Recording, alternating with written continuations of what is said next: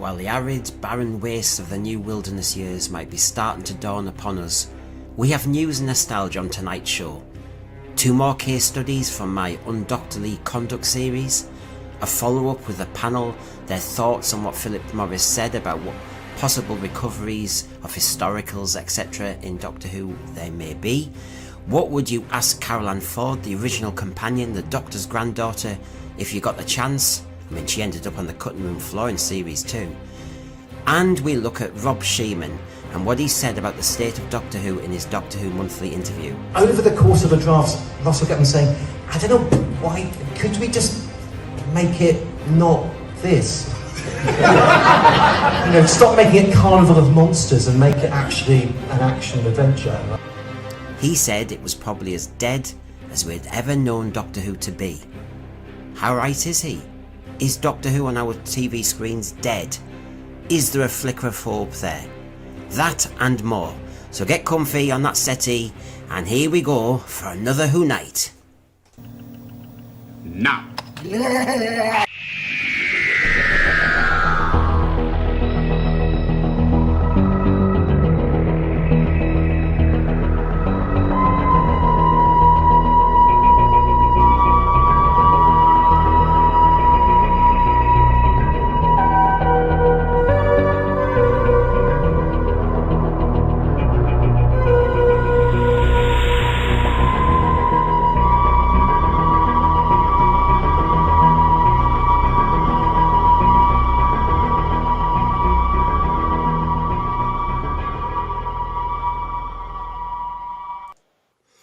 Yes, it's Who Night on this autumnal Sunday, the 12th of October. We'll deep dive into what Rob Shearman was talking about later. Doctor Who dead? Again? My panel are dying to give their take, their ideas, their guesses on the Film is Fabulous missing episode recoveries after Philip Morris added his thoughts. So here are the tasty headlines for tonight, loads of video segments and fun along the way. This is the sense for you, making sense of all the Doctor Who nonsense in the news. We are 10 subs away, by the way, from 2.2k. So please find that sub, seek that sub, add that sub, sync that sub. No, give me a song for 10. Let's go for it.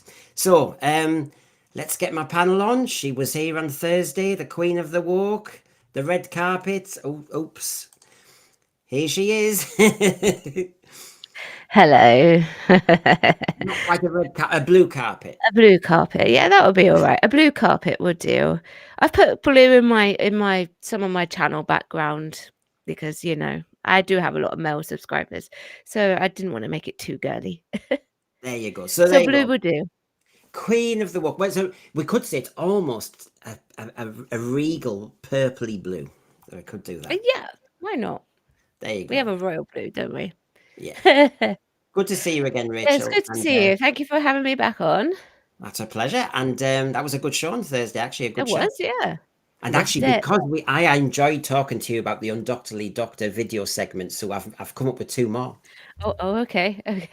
I'll be prepared. And what's he got? What have I got? And it's a trio tonight. He hasn't been on for a while. But he's never forgotten. He gives us damn good value. He knows his Doctor Who inside out. Here he is. Here's Paul. Hello. Hi, Paul. Paul, ever reliable. I know that if I have one of those little moments when I kind of forget things, that you will know. So it's fine. It's kind of. Thank you. You can be my wingman. Yeah. Gladly. So, oh gosh, there's loads to talk about. I mean, look at that tasty list there. Rob Shearman, missing episodes, Carol Ann Ford, Undoctorly Doctor, the resurrection of the Daleks at the BFI. Oh God. I suppose the answer is, let's get going, eh? So, have you noticed Doctor Who's been a lot on the telly lately? Mm-hmm. Yeah. Mastermind with Sophie Aldred. Specialist subject Sylvester? No, I don't know. I don't know. Most likely, they're very good friends. Mm-hmm.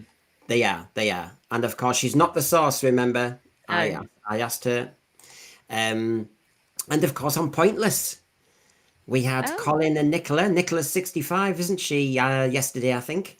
Wow. And so, happy birthday, Nicola! Happy birthday, Paul, for yours recent birthday. Thank you. And there's good old Colin Baker. It's about 81 now, isn't he? He's doing his business, and they Oh, didn't do too badly.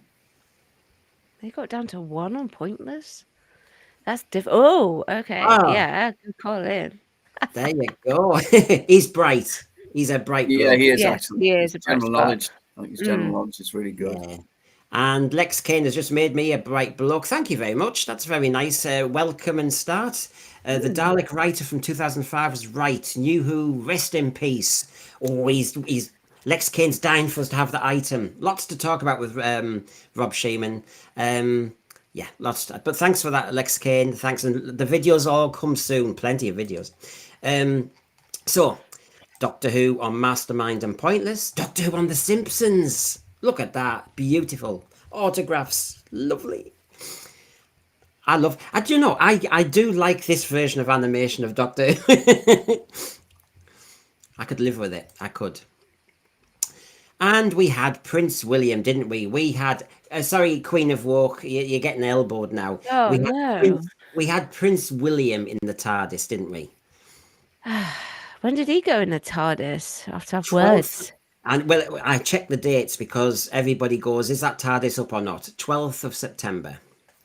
So he was visiting then, went round the Bad Wolf Studios. He did a tour, you know, that I'm sure they did a diversity tick and all the rest of it. And but I mind, what a striking look at that silhouette of him walking in the TARDIS. He's 6'3". It's a bit like Tom Baker or one of the tall doctors, you know. Whoa. I'll just say to him, you know what? Forget being the Prince of Wales. Forget being the head. Just come and be the Doctor with that silhouette. Yeah, he's actually got a suit on. That's a start. Maybe just give him a kind of long trailing coat and a scarf and no Sonic. I don't think he needs a Sonic. Get rid of the Sonic. I was interested, Paul, at his face watching that TARDIS console, and I was trying to work out, does Prince William watch Doctor Who? Or is he just staring at what is this heap of junk? I'm not never really thought about it, to be honest. I try not to think about him too much, if I'm honest. So I've no idea. I heard the Queen did. Yeah, the Queen, I think, did. I'm sure I heard something to the effect that the Queen, I think she was fond generally of popular TV shows by the BBC. I'm sure I read something to that effect. Things like Yes Minister, Yes Prime Minister. She loved things like that, and the old stalwarts like Doctor Who as well. Yeah, I read that she loved Christopher Eccleston so much she asked the BBC for the copy of his series. That's what I heard. Didn't realise that. So that's wonderful. That's wonderful. Yeah, and there's Prince That's William. That's what I heard. I don't know if it's true. Prince William testing out all the ramps. And there they are. And saying, does that jukebox work? What's going on here? But I suppose it puts to bed one thing. Rumours about whether the TARDIS set has been dismantled or not. Well, not up to the 12th of September. But I have to say, my source said it's in one corner of the studio, that it would be a very big inconvenience if you hired out that set, that studio space, to some other, program. But at the moment, it's still there. So Lex Kane, thank you very much. Just before we move on to our next item, my nephew, who was 13, loves John Pertwee and Tom Baker. So he got for 13's birthday yesterday classic Who DVDs. Oh God, is he getting season 13 in a couple of weeks' time, Lex Kane? Is he getting that? Gosh. Oh, I tell you, it's just my favourite time. Thank you very much. Farsight, thank you too. Rob Shearman has given the perfect reason to scrap the last 8 years. Discuss. We will, Farsight. I promise you. I promise you. So, we've had royal authentication, I suppose, from the Queen of the Walk, Rachel, and from Prince William. So what a show. But now we're going to deep dive to the undoctorly conduct. I thought I'd warm Paul and Rachel up early. Now, Paul, this is when I've started doing this. I show 2 clips from Doctor Who, and I attest that it's way beyond the pale. It's undoctorly, it's out of order, bad writing by somebody who clearly is failing to remember what Doctor Who is. That's the issue, okay? And we will discuss everything that comes from it. So here we go, everybody.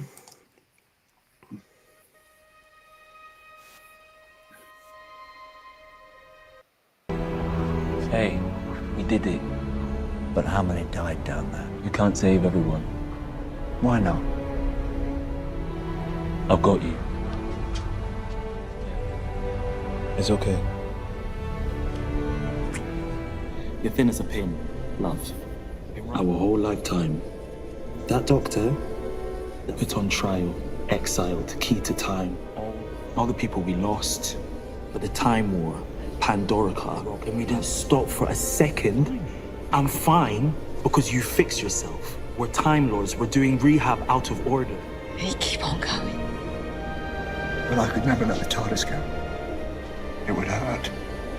Yeah, but So there you go. I suppose I'll start it off by saying I picked it because I just thought, I'm sorry, these items, as Rachel saw the other day, are the items I'm saying you just do not understand the rules of the Doctor.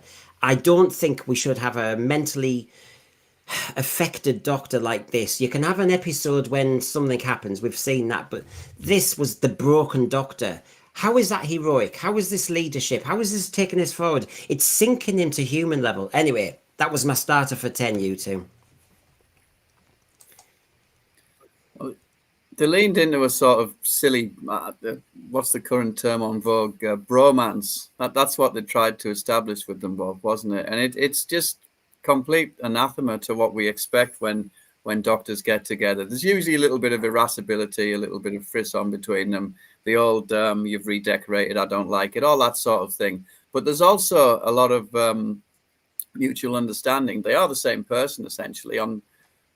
The earlier Doctor is probably quite intrigued about how his future turns out, and the later Doctor is usually quite glad to revisit a part of his past, regardless whether or not it was a favourite time. So all of those elements are usually sufficient to garner enough intrigue. There was nothing intriguing there at all. It was tedious, unnecessary, and it reflected those three specials for me. Yeah. So it's a good choice on your part. Yeah. Definitely undoctorly. Oh, definitely. Rachel, I mean, I grieved at this because why bring David Tennant back? I know he's in a slightly different version, but you've broken him. Why are we doing this?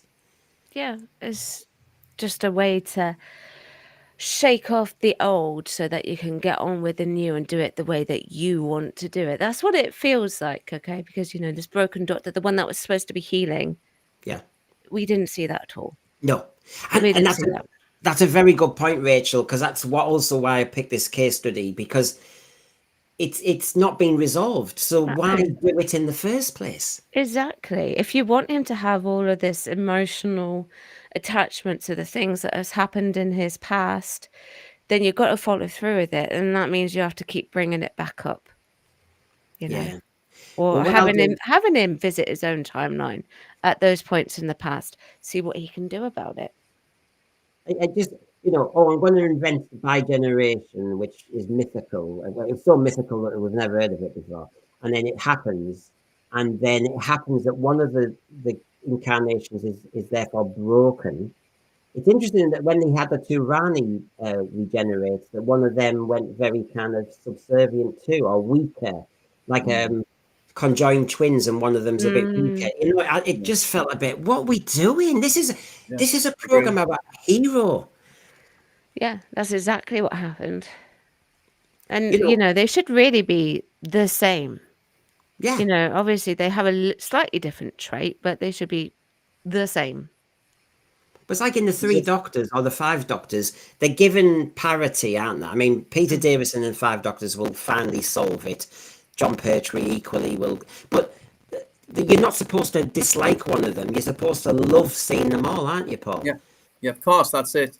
I think there's a fetishistic thing that Davies is exploring, both with the Rani and some sort of dominant. It's just strange. It's unnecessary, and it has no business being in Doctor Who. But we have to, if we want to watch the current era, or if we want to at least gauge how bad it's getting, I suppose we have to sit through these things, these adverse depictions. We should see how the current re-airing of some of the Matt Smith era does in comparison to what the last series just did, and see if there is people that are going back to watch it. I don't think it's on BBC One. Is it BBC 3? 3, I believe, Rachel. Yeah. See what happens. When I Be heard about interesting to those, see. I was immediately uplifted because Mm, it's just the idea of good Doctor Who being transmitted live mm, again.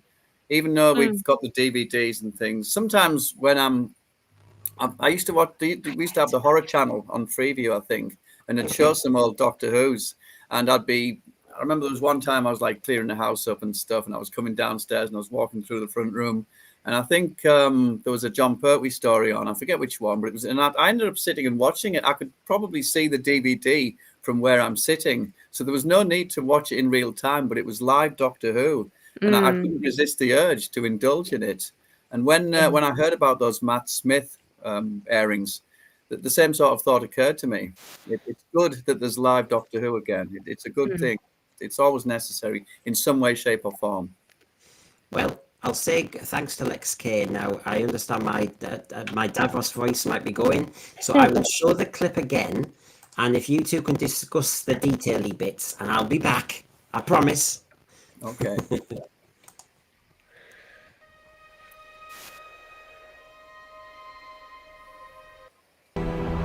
Hey, we did it. But how many died down there? You can't save everyone. Why not? I've got you. It's okay. You're thin as a pin, love. Our whole lifetime. That doctor, put on trial, exiled, key to time. All the people we lost. But the Time War, Pandorica, and we didn't stop for a second. I'm fine because you fixed yourself. We're Time Lords. We're doing rehab out of order. You keep on going. But I could never let the TARDIS go. It would hurt. Okay, then I will leave you to it, and I'll be back in 2 minutes if that's all right. Okay. Okay, so yeah, so I think what does he want us to talk about? That the acting? I think Sorry? just the general nature of having the two doctors interact like that, making it a kind of Do you uber know soap what? opera. Do you know what? I don't like the soap opera aspect to it actually. Um, Because like when you get the doctor and the three doctors or the five doctors, and whenever he meets himself, they always sort of like really beef each other up, don't they? yeah, definitely. And all of that. But there's a very clear lead as to which the doctor is the main doctor, and but they all come together in the end to Right. solve it. And whilst they come together to solve it, it's this bit that I have the sort of like the biggest issue with, and he's calling him love, and he's calling him like what, like thin or stick thin or whatever. It's Like, humanizing him too much. yeah. And because soap operas are an over humanization of humanization, Mm, it just makes it worse because it takes it further away from what Doctor Who should be. mm, Um, and it's just needless. It's him indulging himself. It's him losing absolutely. sight of what makes the show great. Yeah. And in my opinion, David Tennant has never ever played the Doctor close to human. I think the closest we ever got, just my opinion, is Peter Davison. Yeah, he's my That's favorite the Doctor, so I'll readily agree with that. Yeah, that was part of the reason he's my favorite Doctor is that mm, obviously he was still an alien and he had alien knowledge, etc. But yes. his empathy was off the charts, and I did very quickly when Peter Davison came along and we were all mourning Tom Baker back then. Yeah. There was a point I think in that first series with Peter Davison where I just suddenly I wasn't missing Tom anymore, and it was that point I think that he became installed as my favorite Doctor without me even Yeah. realizing it really. So you're Yeah. right. He said I think he is definitely the most human type of Doctor. Yeah. And I think that's what I think that's just what RTD is trying to do here, but it doesn't work. No, It no. doesn't work, and they're going for that with the shooty Doctor, and it's I know that he was making some acting choices that were much more close to human, but it just didn't come off for me really well at all. Yeah, well, as Craig Dunlop says, that clip gets you right there in the dodgy place. Mm. Marjorie, that's so cringy. Honestly, I don't know what you've said, and thank you for keeping it going. But after all this anticipation for the specials, to see, and David Tennant and Catherine Tate-Back, to see suddenly that the David Tennant Doctor is kissed on the forehead, patronized, told he needs to kind of be counseled, needs a hug, is mentally broken. You think, this is not where I wanted to be. And it's not what I ever thought I wanted from Doctor Who. So again, I have to say, why did Russell T Davies decide it was needed? Now, I will ask you both. I have to be aware that, writers will say, yeah, no, but, after 62 years of a program, we need to do a new avenue, a different tangent. Was it worth him exploring this, or is this a taboo, a no-go area? It's worth exploring, but it's got to pay off. Yeah, it's got to pay off, and that's the problem. It didn't pay off. What we were discussing before is the fact that they were trying to introduce humanity into the Doctor, but it wasn't there. Or at least it didn't work. And we were talking about Peter Davison being the most humane Doctor, so to speak. Yeah. But you can take the risk, but you've got to pull it off. You really. We all loved in Three Doctors, the second and the third Doctor, head to head, and then the first Doctor appears and says, "You two, stop it out." Yeah. That kind of is what we as fans seemed to like when it was first written. To see one Doctor who actually, he might be called the 14th Doctor, but to all of us, he looks like the 10th Doctor. And you see him there, and you see him so weak and frail and tired and clueless, and you think, oh my God, this is awful to watch. This is not a celebration of 60 years of Doctor Who. I think it was also meant to be a delineation of how Gatwa was being ushered in. So, of course, he was immediately superior. He was the one who could put this erstwhile Doctor at ease. He was the one who was unbroken and resolute. I think that's what he was trying to do. But because this version of him daubs these emotions on far too thickly and doesn't let the story imbue the emotion into a particular scene or indeed an overall story, it doesn't work. It looks as unsubtle as it was, and it's just crass in the extreme. Yeah. I think terrible. It would have been better coming from Donna, or like even I was just about to say even Grandad, but no, Bernard Cribbins are gone by that point. So yeah, just had a brief scene, didn't he, at the end of one of those specials? I think it was nice to see him though. That's one thing I will give Davies credit for that. It was a nice scene. That was a nice scene, seeing them together again. He was supposed to be back for the giggle as well, wasn't he? But it didn't happen. Oh, okay, right. Because we lost him. I think he was written in for this one as well. Mind you, look at this. Our thread, bright as a button. Terrified monk. How can the 14th Doctor be so tired? He's had 3 adventures. I mean, yeah, good point. The thing is, why is it that on this regeneration, it's like, the Pandorica, Mavic Chen, River Song, Adric, Sarah Jane, Legopolis. Why is it suddenly there's an accumulation that affects the Doctor now when it has never, ever got to the Doctor before? At the end of Warriors of the Deep, at the end of the Silurians, you can see the Doctor having a moment. But then next adventure, we move again. Because it's a story about adventure. It's not about dwelling and being sentimental and being a bit of a wet drip. You're right, Terrified Monk, as far as I can see. So, let's see what else we've got here. I'm just saying there's loads of people. People aren't liking it. It didn't work. Absolute disaster. Farsight, he went from big wet blanket to full-on sadist. I know, the rehab didn't work there, did it, Farsight? Right, I have two case studies a show. It is to trigger the audience and to actually really kind of, let's be honest, let's discuss in detail what the issues are here. The second one is from the same episode, and I have to say, I think this is the worst episode. I think this is almost...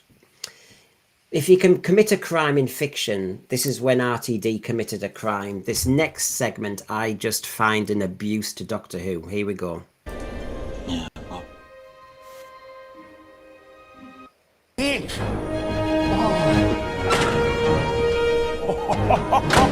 What if the toy maker's domain is still lingering? Oh, so maybe... Hey, watch this. Oh. Wish me luck. You get a prize, honey. There is mine. Ta-da! completely nuts. You finally caught up with the 21st century. I mean, I don't know. I could levels. I could combust here. I mean, even that last line, you've got some smart ass saying, the Doctor's now in the 21st century. The Doctor's been in every bloody century, you stupid woman. Exactly. Honestly. Don't take it out on Shirley. Take it out on RTD. I mean, as if that stupid blooming, oh, I'm just going to check it's got a ramp. Oh, for Yeah, God a ramp that they sake. didn't use. K9 had no problem at all. He never moaned. He never whinged, did K9? No, but behind the scenes they did. Yeah, they did. I mean, Paul, what did you reckon? Now I've just triggered you again. It's just overstatement, isn't it? Box ticking. I mean, I know this is an oft-used phrase, box ticking, but that's exactly what those three specials were about. Story was several orders of magnitude reduced, and they just had these prominent virtue signals to try and focus on, and that's what they did. And this was an example. And also, I think they were trying to tap into the where temporal fission thing. Was it in the Five Doctors where each TARDIS did split off from another one? But that was done subtly, and it was continuous with the idea of them being the same vessel. They were just going to be going to the different destinations wherever the Doctor was from at that particular point. So he just made a kind of lampoon of that, and it was just once again, it's crass. It's all crass. Those three specials were a distillation of most of the bad things that would have come in Davies' second era. So, yeah, it's another well-chosen example, though, Brendan. It is another. Well, I've got loads of negative examples. This is the problem, isn't it? This has been the problem. Yes, it is. I mean, Paul Ashworth, I will say thank you, due courtesy. The only decent thing from the last 2 years was Catherine, Bonnie, and Millie. Millie, I actually did think Rachel, and we've said this over time. For me, Millie in the first series, I'm okay. But when she came back in Lucky Day, I thought, do you know what? A safe pair of hands. She was great. Yeah. No, Millie's she was pretty consistent all the way throughout. Do I wish that we got her for 2 series? Yes, I'd rather that than the replacement. Oh, what was the character's name? I can't even remember. Belinda, there we go. Yeah. See, that's how much I took to that character. I can't even remember her name. Yeah, well, of course. Yes, she was good. I can see everybody is picking on various things, and I will play it one more time just to kind of ram that point home, because there's a few things here that I really do have to pick on. What I did the other day, Paul, is interrupt me and I'll pause the video if there's something you want to jump on, right? Because obviously we know the clips. Here we go.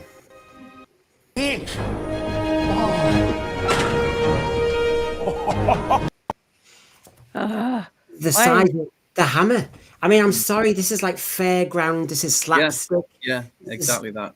I feel as though I'm going to watch a Looney Tunes and Beat Roadrunner or something. I feel as though and somebody's going to whack Wile E. Coyote in the face. I feel like this is Tom and Jerry. I really just think you have decided, RTD, to spearhead this global attack with Doctor Who the brand, and you've got a man in underpants who's bi-generated and one's broken, and now he's going to get the biggest sledgehammer in history. Oh, just go away. Right.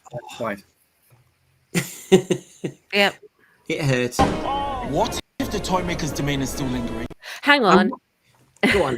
I have issue with that line. They've already trapped him in a box under salt. Why would his domain still be lingering? And I'm sorry, I didn't want to freeze for them, but No. Sorry, but Mr. Chandra, I think it was. You know the one who was turned into a puppet. Yeah. But when the Toymaker was then put in the box, as you said, he turned into a human again. So obviously the Toymaker's kind of power was over. So sorry, Doctor, you're talking crap. And I got the impression from the Toymaker story that we have on TV, the original one, and plus a couple of the audio dramas, audio plays, is that it's a very locked in thing. So once you're out, and he's defeated, and that's it. You don't. It's gone. The domain is gone. Yeah. It's finite. Peter Venkman's wondering, was the TARDIS being split by being hit with a mallet a representation of the fans splitting after being bashed about the head? Was there actually symbolism meant that way, or is it just overthinking? Peter Venkman, don't analyse RTD, because you'll never ever get any payoff, because I don't think RTD2 had anything deep to do at all. I really don't. What if the toy maker's domain is still in? No. So maybe. Hey, what's this? Oh. Wish me luck. Just look at that shot. This is our new hero for the Disney generation. Get a prize, honey. Oh, yeah. Oh, gee. Look at that. How is this taken us into 2025 with confidence? You've got... I just don't know what was going on in RTD's head, apart from what people would cheekily say. I just don't get it. How is this making it look serious, exciting, pioneering? My feeling is that because he had a decent first run back in 2005 to 2009, he felt that gave him a fair measure of latitude. He could kind of dine out on what he created back then, the global smash hit that he made the show, the awakening in many people of Doctor Who and what Doctor Who stands for. I think he felt that he could then indulge perhaps the things that he might have wanted to indulge 20 years ago. And obviously when you do that, the writing and the decent, solid construction has to take a back seat. So he was literally indulging haphazardly and without any real thought all of his whims in scenes like this, I think. I think the juxtaposition of science fiction and fantasy was something prominent in his mind for reasons I don't even begin to understand. So things like this cartoon hammer type manifestation, I can only assume it derives from that. And as Rachel rightly said a few minutes ago, because it was curtailed season 2, changed, we have had no resolution to Mavity. We've had no resolution really to the Rani. We've had no resolution to his anger management issues and to the whole fantasy thing and the salt over your shoulder. It's all been thrown away. Yeah. It's ridiculous. It's just I don't know. There was an element though, wasn't there, where he wanted us to draw our own conclusions for reasons once again beknown only to him. I think in that, was it 73 Yards? He gave an interview where he said, well, to some extent, viewers can make up their own minds about the ending. I'm sure it was that one. Does anyone remember him alluding to that? I remember him saying something about that, about 73 Yards. And what I got to say to that is, in other words, he doesn't know, in my opinion, he doesn't know. And what he's hoping is that people, not necessarily us, but people who will be huge fans of this era, will write it for him and fill in those gaps. And then, suddenly, it was my idea. Yeah, I think you're probably right. You're probably right. Marie's come in here. Thank you, Marie. Doctor Who is dead as long as woke is alive. Now, there's there's a discussion point. And don't worry, Marie, we will get to that. I'll link it all up with the Rob Shearman business. So that is the nub of the matter, though. That excellent, succinct sentence is the nub of the entire matter, where the problems of the current era reside. The reason why, Paul, a lot of us are saying, actually, can it go away for a while? Because if you brought it back, it would still have all the same policies and agendas going on, let's be honest. And something else as well is that when Davies does his rants like that rant at the BAFTAs, where he was saying that he wasn't allowed the latitude that he wanted. Unfortunately, back when the show ended in 1989, any conversation about it helped to keep it relevant, as you know, Brendan, helped to keep it alive, whether it was in DWM or other publications, or just people talking about it who missed it. But all of this kind of talking, Davies making these comments and Tennant making these comments, and is it, who else was it? The guy from Being Human, I always forget his name. He was in the... Sorry? Toby Whitehouse? That's no, sorry. I like Toby Whitehouse a lot. Russell Tovey. Thank you. He made some comments, I think, the other day, all of this sort of discussion about the show that is negative and adverse, and it delays any kind of necessary healing process. It just keeps the wrong things alive. Whereas back in '89, when there was the hiatus beginning, talking about it did keep the show alive. It engendered a lot of hope in people, myself included, perhaps you as well. Just talking about the show, speculating when it would come back. We didn't think it would be 16 years gone, but we knew it might be a while. So we were all speculating, weren't we, Brendan? Do you remember? Yeah, I mean, and we this didn't know each other then, but I suspect you were going No. through the same process as I was. Well, this is what Rob. When we get to No Rob idea what you're Shearman, talking about.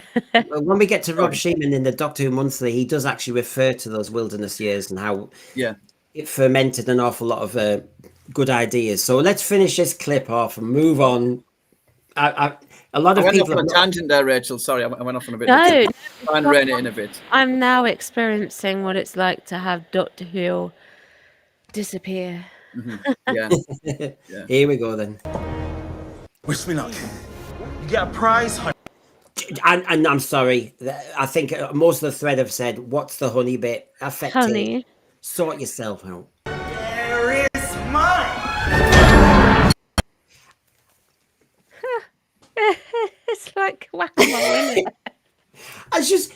I'm sorry, but another one's gonna pop out. so Where's many Sutek? Sorry. so many Doctor Who fans. Yeah, he's split himself, hasn't he? Yeah. He's had a hernia. Mind Robber. It was a major moment of jeopardy because the TARDIS seemed to blow. Frontiers had a similar vibe. The TARDIS is one old Type 40. And I'm sorry, but doing this sort of silliness, I thought it was a sentient being. I wasn't really into that, but they started to say it was sentient. So then you just whack it and make two. So what, are you going to have two jealous TARDISes? It doesn't make any sense at all. If you love that TARDIS and that TARDIS is your wife, you know, that when we had Saran Jones in it, and now you've just bashed and made two. And just like Rachel said, Sutek, he's going, what the hell do I do now? This is mad. Yeah, I wasn't too keen on this bit. Anyway, I'll finish it off and move on. Completely nuts. You finally caught up with the 21st century. Hey, so right, detox. No. Okay, right. I will say, after watching those two clips, there was one thing, and I think I've said it before. Most likely, I have. Okay, because I'm a broken record. Why not? Is that the thing about something like the bi-generational? What's going on here? Everything has gone on here that we've seen in those two clips have overshadowed the Doctor that was taking over. Okay, it should have been a clean regeneration straight into Shooty, no matter what people think of him, and let him go from there. We didn't need any of that. No, But that's what we got. Absolute crazy. So yes, so sorry for triggering everybody there. You know, that's naughty me. But we're now going to move on to, well, let's talk about. I had a very interesting little chat this week with a certain individual called Philip Morris, and he said a few things. I'll remind everybody what he said, and then I will actually discuss what we're thinking. Here we go. Are there any stories on that list that you think I might see again before I die? I think you might see parts of some of them, yes. Are you able to just give us a... I wouldn't like to say, but I'd say probably, we do know that, some private collectors do hold some Doctor Who. We know that for a fact. Maybe some of the historicals. Because Yeah, maybe some. Tell you what, on that list there, you'd like to think Episode 4 of Power of the Daleks must. 10th Planet exists somewhere. Yeah. You'd like to think so. Maybe some episodes of the Moon Base. Oh, there was 2 left, aren't there? 2 left to find. Yeah. Maybe the Smugglers. Maybe Evil of the Daleks. Maybe something of that might turn up. Who knows? Now. So, just to give everybody an update, I'm talking to Film is Fabulous at the moment. I know there's been a podcast today. I haven't been able to hear it yet. I've been told they haven't confirmed any new stuff. But talking to Philip Morris on the side of our show and talking to the start of Film is Fabulous. There's more to this at the moment. There really is, and that's why I'm very happy to continue with this chat. Now remember, this all started from, there was an announcement in Facebook, and just to remind everybody, as mentioned by Sue Malden at our Recovered event in May, we are aware of several missing episodes of Doctor Who. We are liaising with individuals about cataloguing and preserving their entire collection, including the missing Doctor Who episodes, and ensuring that copies are returned to the BBC. And we'll make a detailed announcement shortly. And as for Doctor Who, we do not have a statement or anything to make at the moment. We do know fairly certainly there are episodes missing in private collections, blah, blah, blah. And that's where, the world went mad. And just because Philip Morris, I teased him and I pushed him gently, and he obviously does talk to Philip. They're all friends, they're all colleagues. And he was protecting them by saying, give them time. Every Doctor Who fan should give them time as they're archiving and getting their ducks in a row. And that's a message that's been relayed to me again by Film is Fabulous. Just give us some time. But when he mentioned historicals, well, there's the historicals that are missing. Okay, so if you take a look at that list there, I mean, Paul, we're allowed to do this as fans.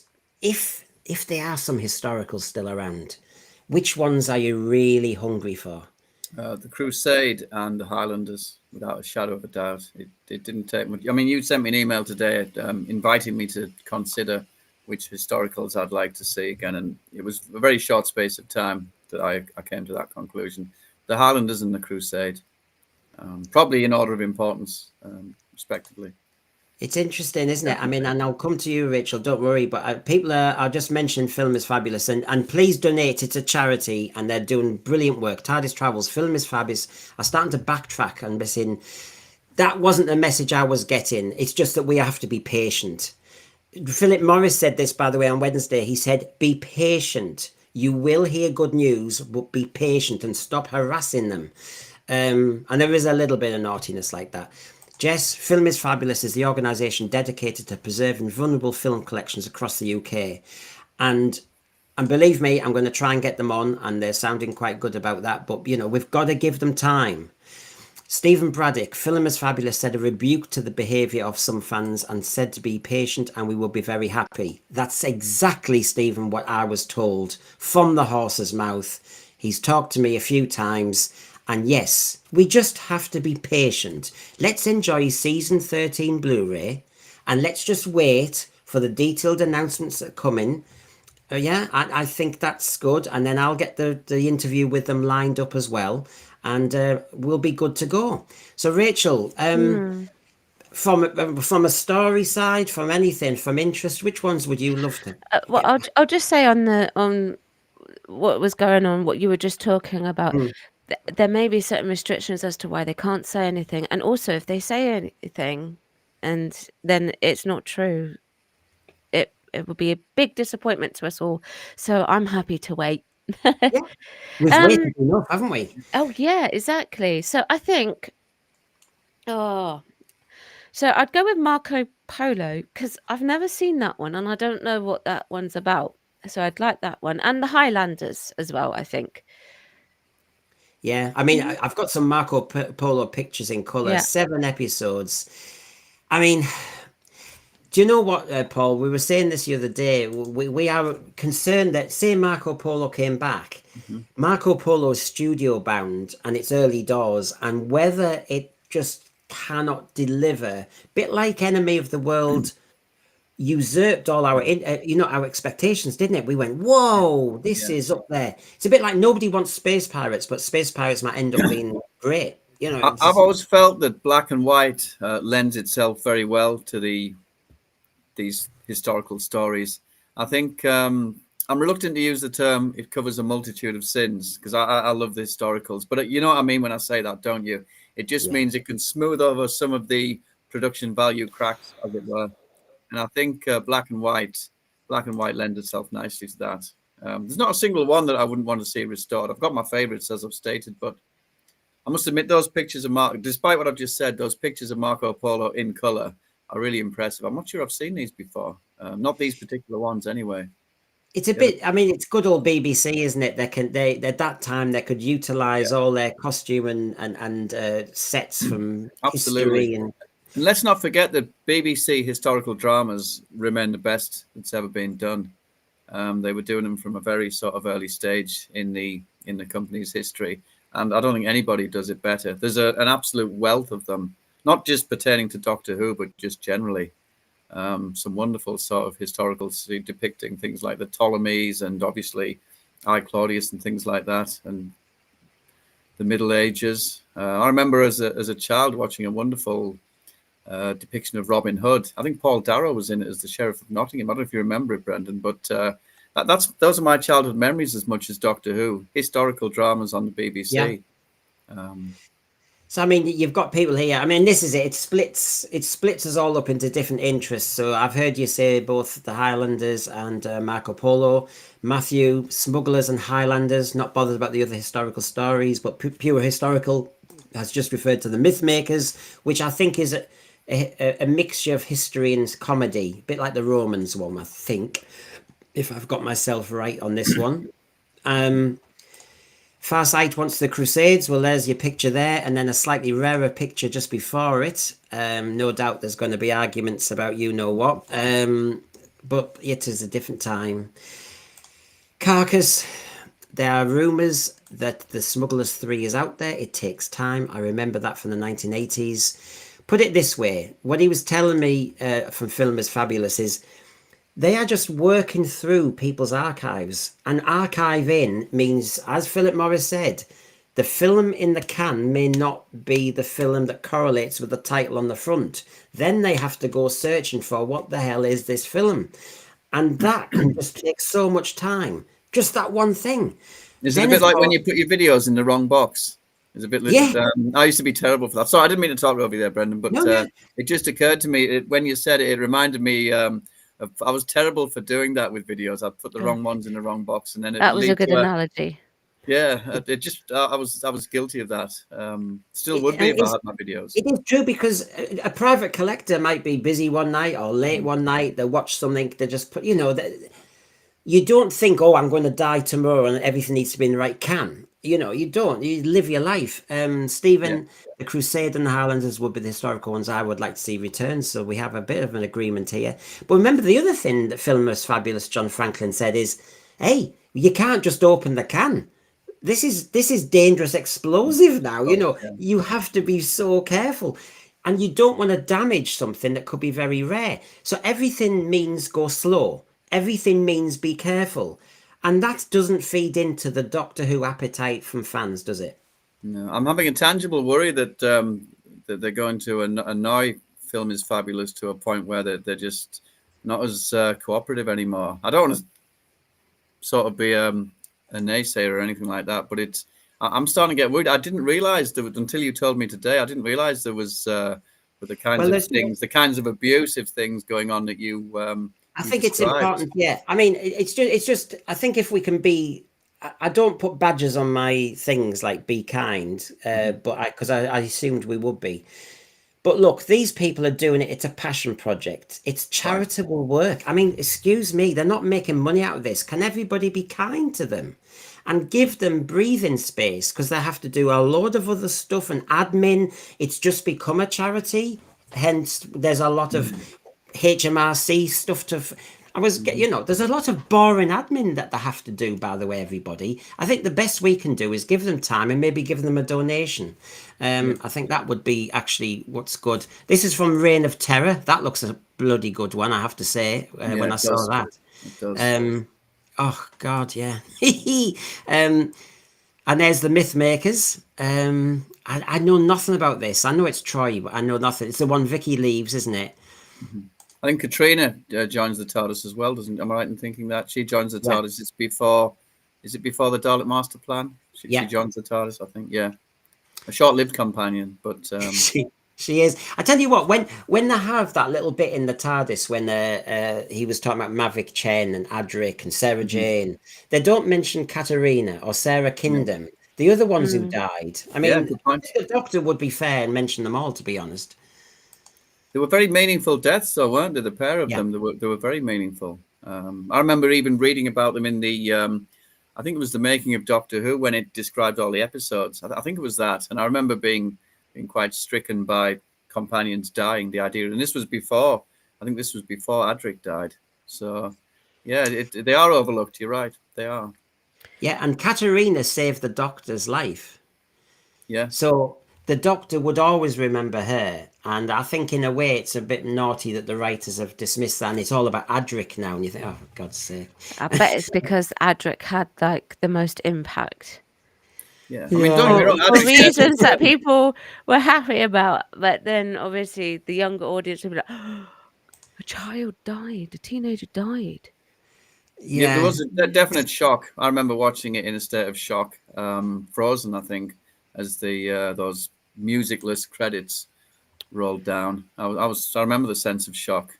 It was a wake-up call for me because when I first watched it, I didn't know that you could die as a teenager. I was naive. What can I say? Very chastening, and you might die in some rubbish pajamas as well. I mean, what a way to go. Mad Mackham, I would love to see the Massacre of St. Bartholomew's Eve. From what I've read, it seems like it was a good dark story and a demonstration of just how alien the Doctor is when he argues with Stephen. Look at that shot from the smugglers. Look at this. Gritty. It just looks... I'm really interested in... To be quite honest, in the end, I'd put up with anything like a lot of us Doctor Who fans. I just want to see a bit more of Hartnell, a bit more of Troughton, and just see how did it work? How did the dynamic with the TARDIS crew, etc., work? There's only so much the animations can give you from that. Yeah. I think the Bartholomew's Eve animation was a particularly bad one. It was a bit of a slog sitting through it. Some of them I like. Some of the animations I've quite liked, and I think they do lend themselves to the dynamic of the particular time of Doctor Who, but not that one. The Celestial Toymaker was interesting, I must admit. Yes. So. Yeah. Surreal. Now, what I've done is I've updated this list and I've still made a mistake. So I'll add verbally a couple of others that actually Philip Morris did say. So basically, when pushed by me, he said, historicals maybe. He's never going to say on my show. I know that. So you've just got to look at the nudges and the winks. He said historicals maybe. And then he said... Wouldn't it be... Because I said, I've given up on the power of the Daleks. I think certain things are lost. But then he said, but wouldn't it be good 10th Planet Part 4? Evil of the Daleks he mentioned, and he mentioned the moon base, as well as that list. Out of that list of Philip Morris's hints, Paul, that I know you've mentioned your historicals, but now I've thrown in 10th Planet, Evil of the Daleks, and moon base. Right. It has to be the 10th Planet. And for me, Evil of the Daleks as well, because I remember back in the early 90s, John Peel, not the DJ, another one, he did a wonderful novelization of Evil of the Daleks. And it really did. I mean, I only knew it from the aforementioned making of Doctor Who, I think it was, where it gave a synopsis of all the episodes. But I remember loving it, really loving that novel. So Evil of the Daleks has always been a favorite of mine. But the 10th Planet, because of that first pivotal regeneration. This is it. I mean, 10th Planet Part 4, Power of the Daleks, it's that kind of crossover. Any of that would be the holy grail, really, wouldn't it? But Rachel, I mean, you've seen part of the list, and now I've thrown in 10th Planet, Evil of the Daleks, and Moon Base. Yeah, the Moon Base. The Moon Base. And the reason why I say the Moon Base, I've seen the animated version. The animated version's okay, actually. Yeah. Considering, you know, they only got the voices to go on. But I think what it will show more is more of perhaps the special effects that they had to have had outside the moon base and how they achieved that, but also because you can hear it in the voiceover, the intensity of it, because it's very compact. It's all in one area, isn't it? So you want that intensity, and seeing the veins of whatever it is that come over their face and the makeup. I just want to see all of that. Yeah. Yes. With live action. I mean, it's good enough as an animation. It is, It really is. But, I think seeing the power and the intent behind their voices and whatever that you hear on screen would be fantastic. Like I say, you can only do so much with animation. So yeah, the moon base. To extend on that, I mean, There you go. some of us have read the novels and some of us have listened to the audio soundtracks and watched the telesnaps, but the actual, what you've just described, the actual watching of the story is greater than the sum of all of those parts. I mean, there's nothing that I wouldn't want to see, even if it's the odd episode and you don't get the full story. It'd still be wonderful just to see it. You see, because I don't really watch the reconstruction ones so much because I would have to listen to it, watch it several times over. And the reason why is because I'm a bit more of a visual person. Do you mean the telesnaps? Yeah, I can't be doing rather the than telesnaps. listening to it. It's and I do the same with the audio dramas. I listen to them a couple of times before I fully got the story. Yeah. Unless I'm really gripped, and then I'm okay. But for I have to. So I tend to opt for the animation over that's fair enough. Over the telesnaps ones, voice ones. The problem with telesnaps for me is I can't reconcile the static nature of an extended still picture with the movement and change in momentum of the narrative that's going on. I just can't reconcile the two. I'd much rather just listen to the old recordings I sometimes used to do, for instance. Obviously, I wasn't alive when these lost stories were lost, but I remember recording things like on audio, things like I think the Leisure Hive. I remember that. I used to have that for a while, that recording. And I'd rather just listen to that, even though there's no linking sort of script narrative. I'd rather listen to that and just fill in the blanks for myself than watch the telesnaps. I can't get away with telesnaps at all. Yeah, I just find it difficult, and that's just me. No, likewise, it's me. Yeah. Well, there you go. I will keep talking to Philip is Fabulous, but it's on their terms. I'll talk to them in, I think, a few days' time. They're busy, by the way, doing film collecting stuff and restoration in the meantime. So I think we've just got to watch this space. Now, the Sensesphere now is starting to be trying to think it's more professional, and so we've decided to go heavy on merchandise, Rachel. You do Substacks and stuff. We're going for merchandise. Are you ready for this? Here we go. Sensesphere merchandise. This is a hoop sweatshop, Grandad. Nonsense. We need to make money for the Sensesphere. The Hoovians like a bit of junk. Any old iron rag and bone man here. But I've got some brilliant ideas, Grandad. Maybe I could make some Sensesphere diapers called the Green Death. You wet wipe, you've never made a bob in your life. I have, Grandad. Roll up, roll up, roll up. And see these funny little creatures in the native habitat. Watch them go through their funny little tricks. Poke them with a stick and make them jump.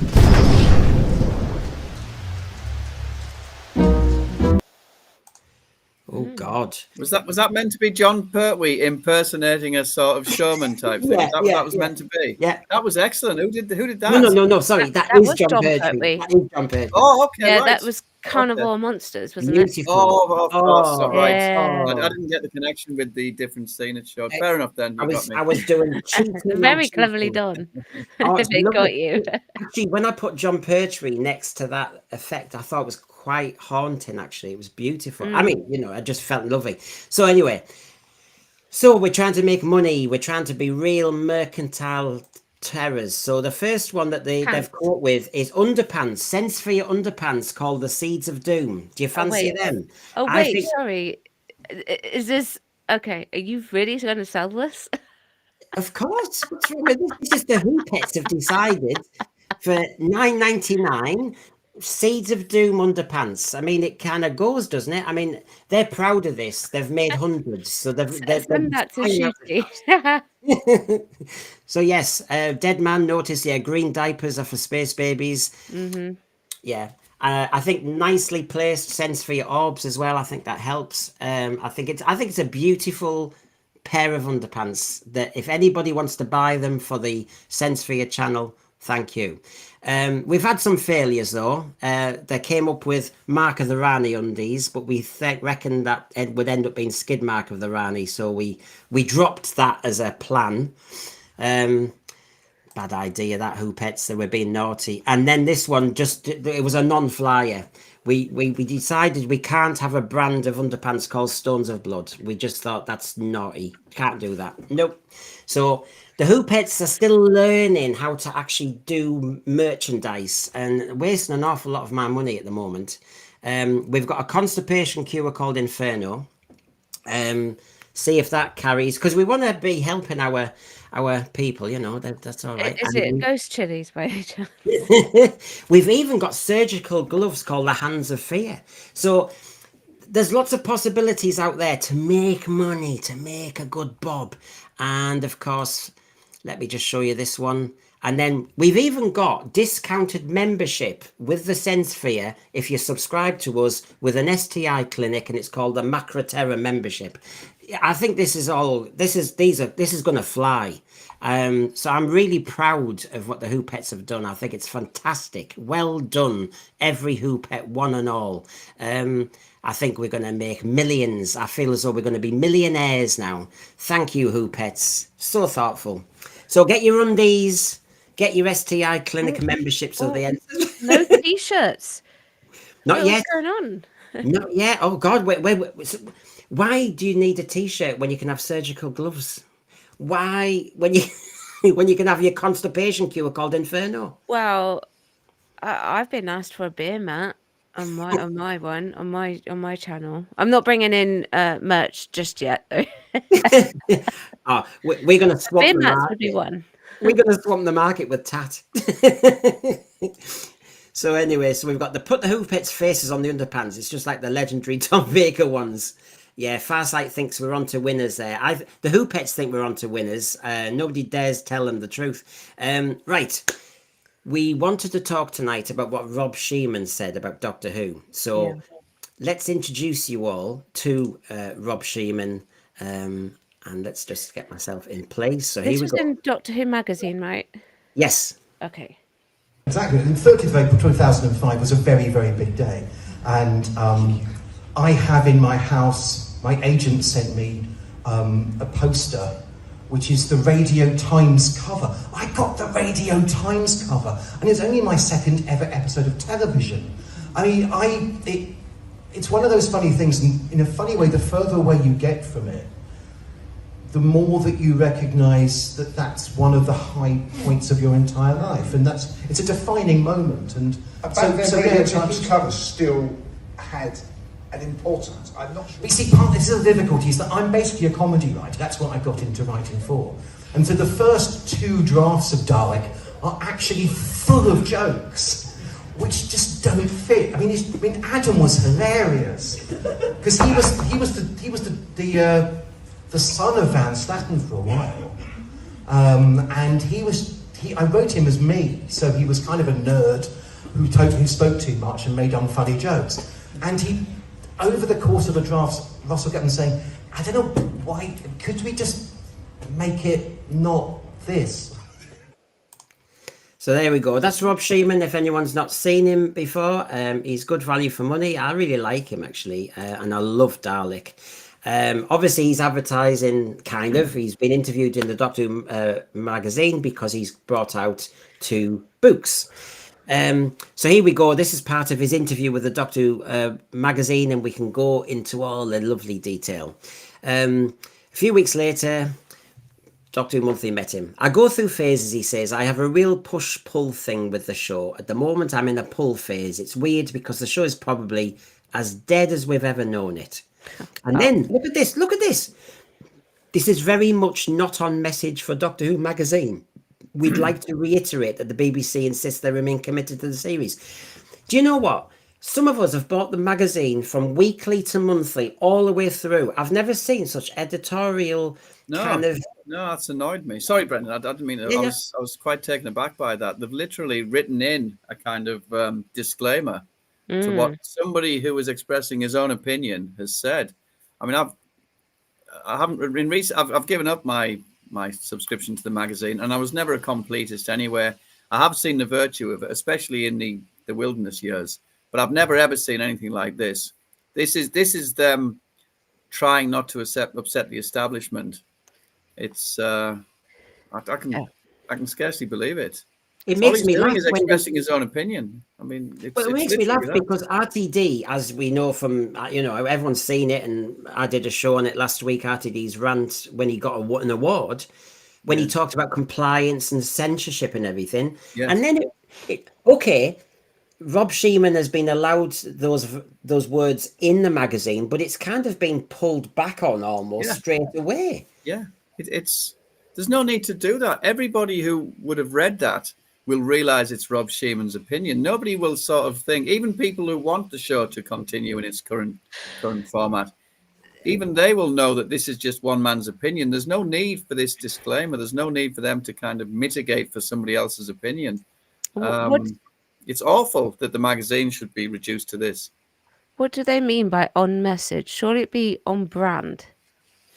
I think it's because there's been one message, which is we won't announce series 3 or what's happening with series 3 till after the spin-off, because they're buying time, and we all know they're buying time. And we all know that if it was a successful brand, they would have announced, and that they've gone on with making the next series anyway.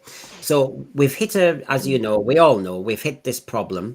And so the message is, as you know, we're committed to Doctor Who.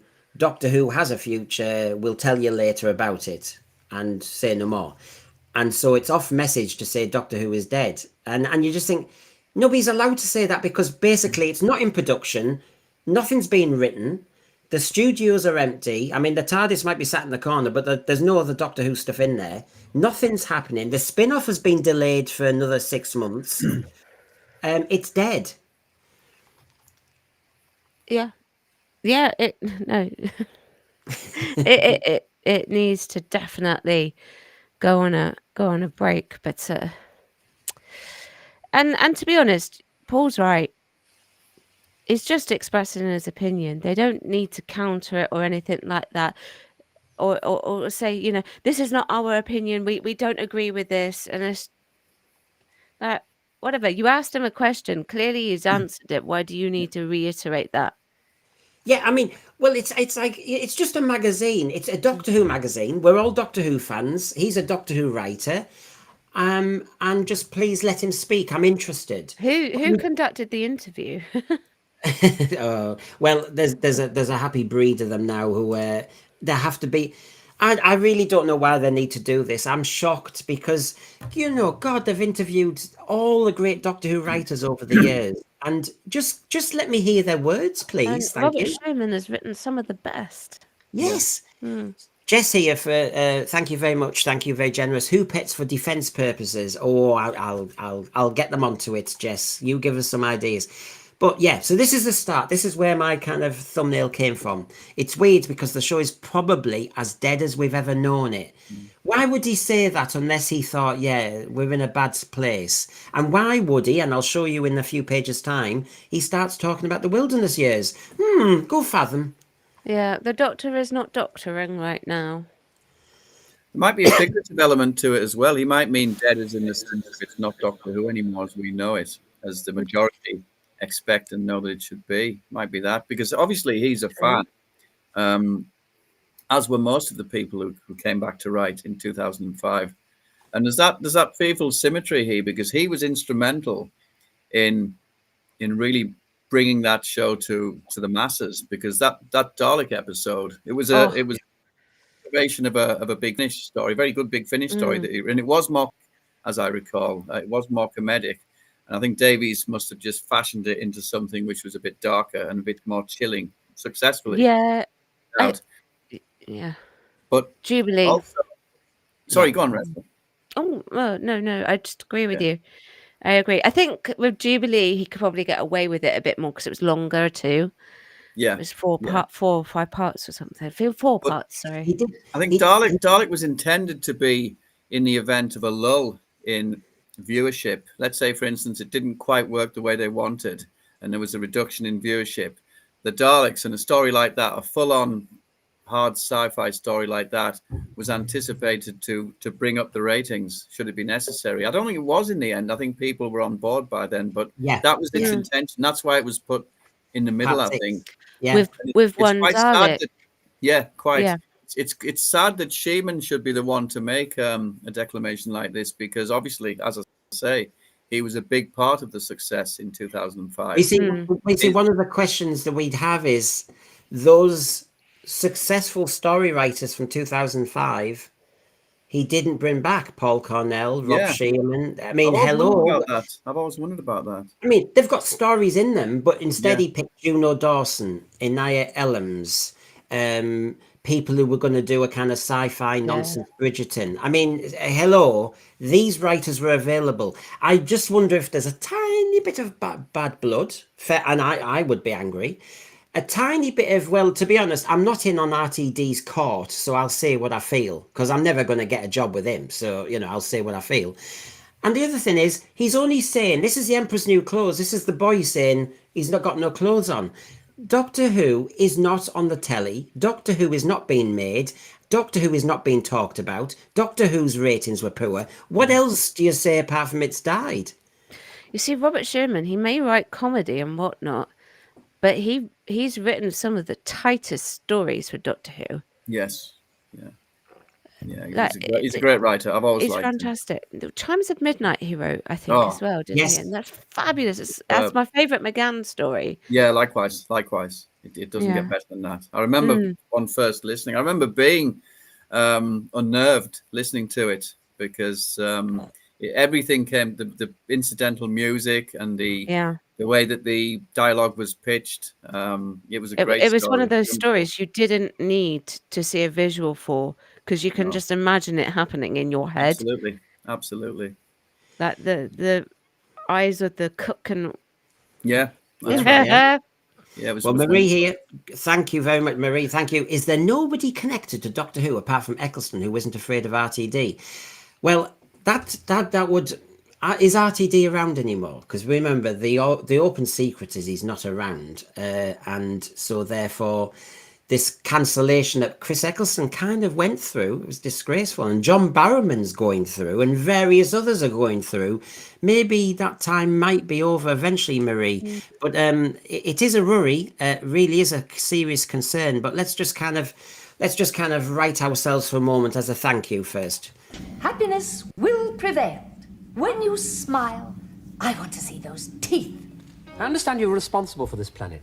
And is it a happy... And everyone on Terra Alpha is very happy. Don't worry, I'm back. Fifi's been eating too many chocolates lately. Dreary closed. Happiness will prevail. Oh, there we are, my dog. We're a team, Fifi, you and I. You take the vermin in the pipe.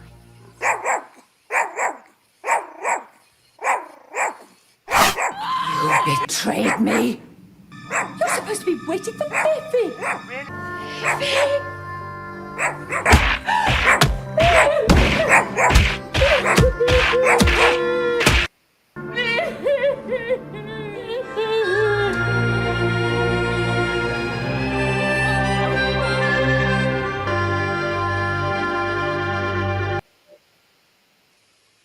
I love that mouth organ at the end, I have to say.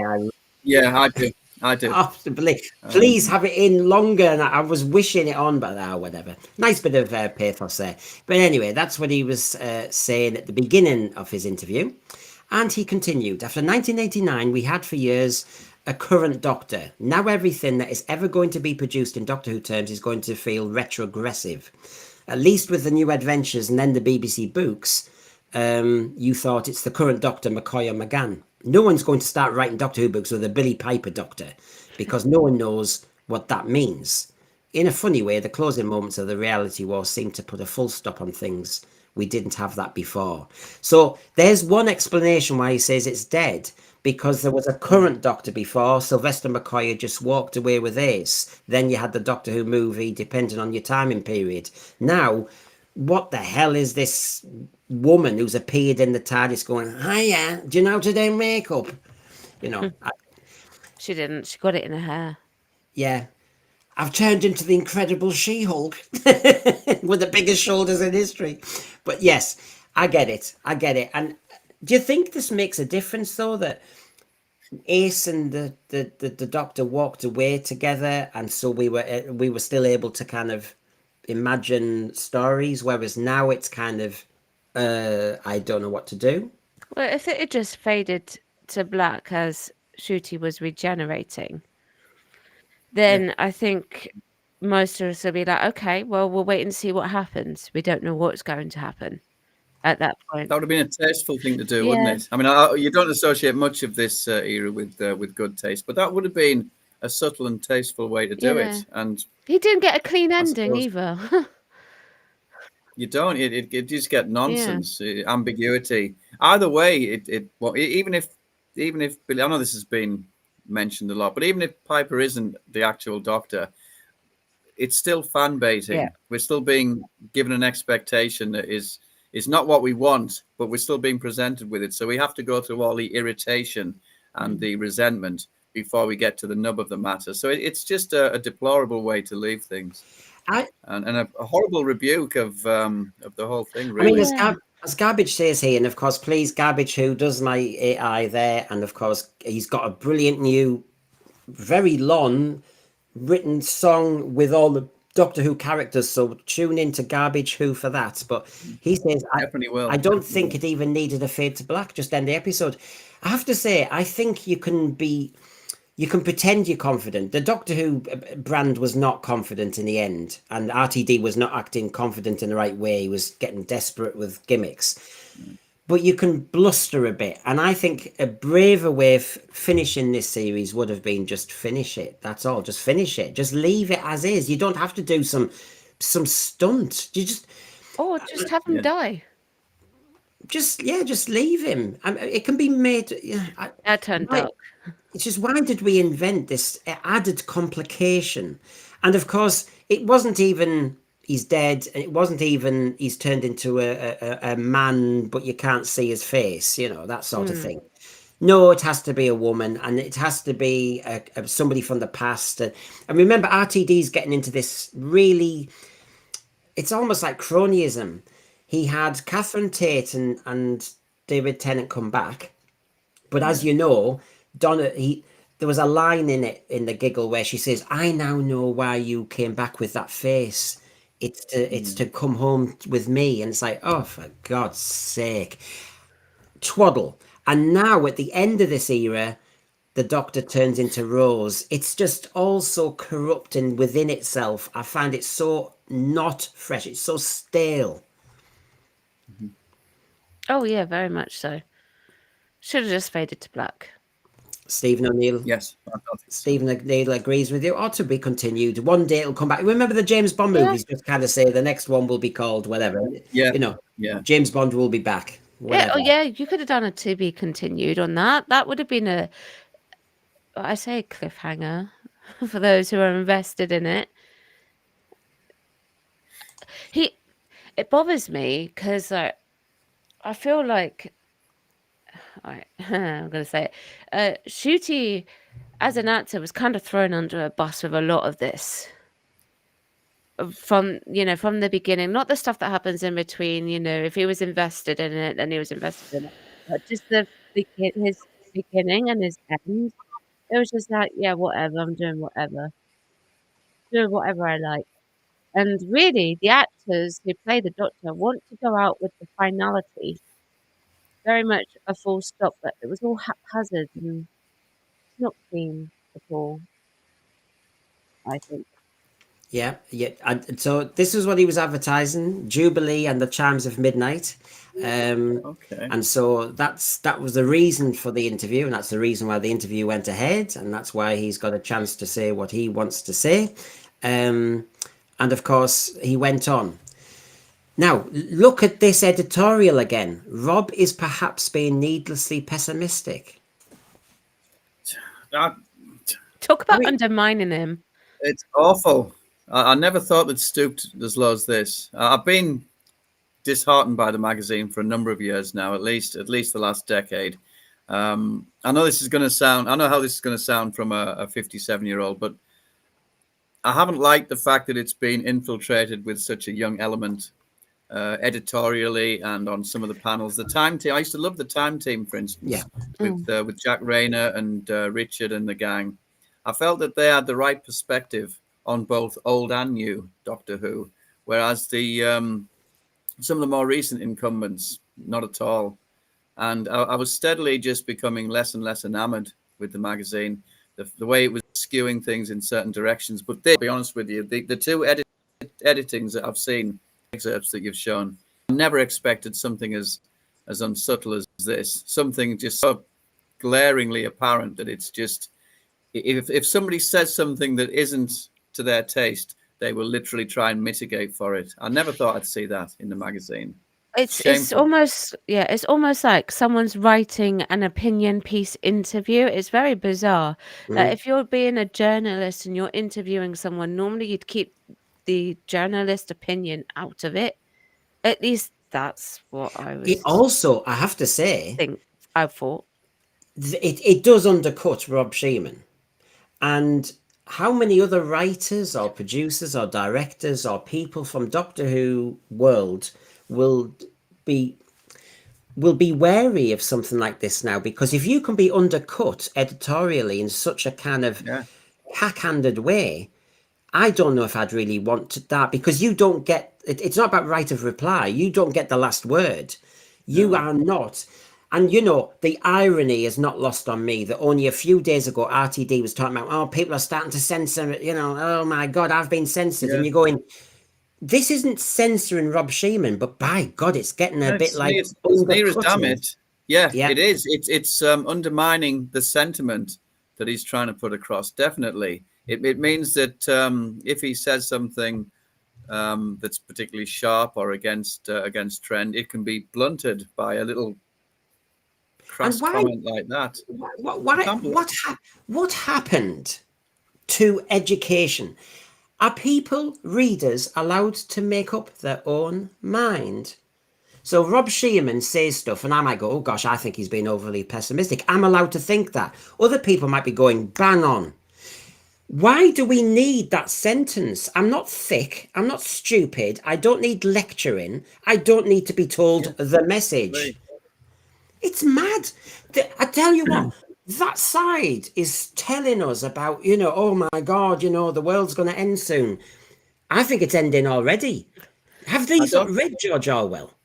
I don't think it's necessarily for our benefit, though. It's more to show the Doctor Who establishment that they will take measures to keep things on trend, to use that phrase again. I think that's what it is. It's an assurance to that the magazine is theirs, that they've got the magazine in their pocket, which they have had for a while now anyway, haven't they?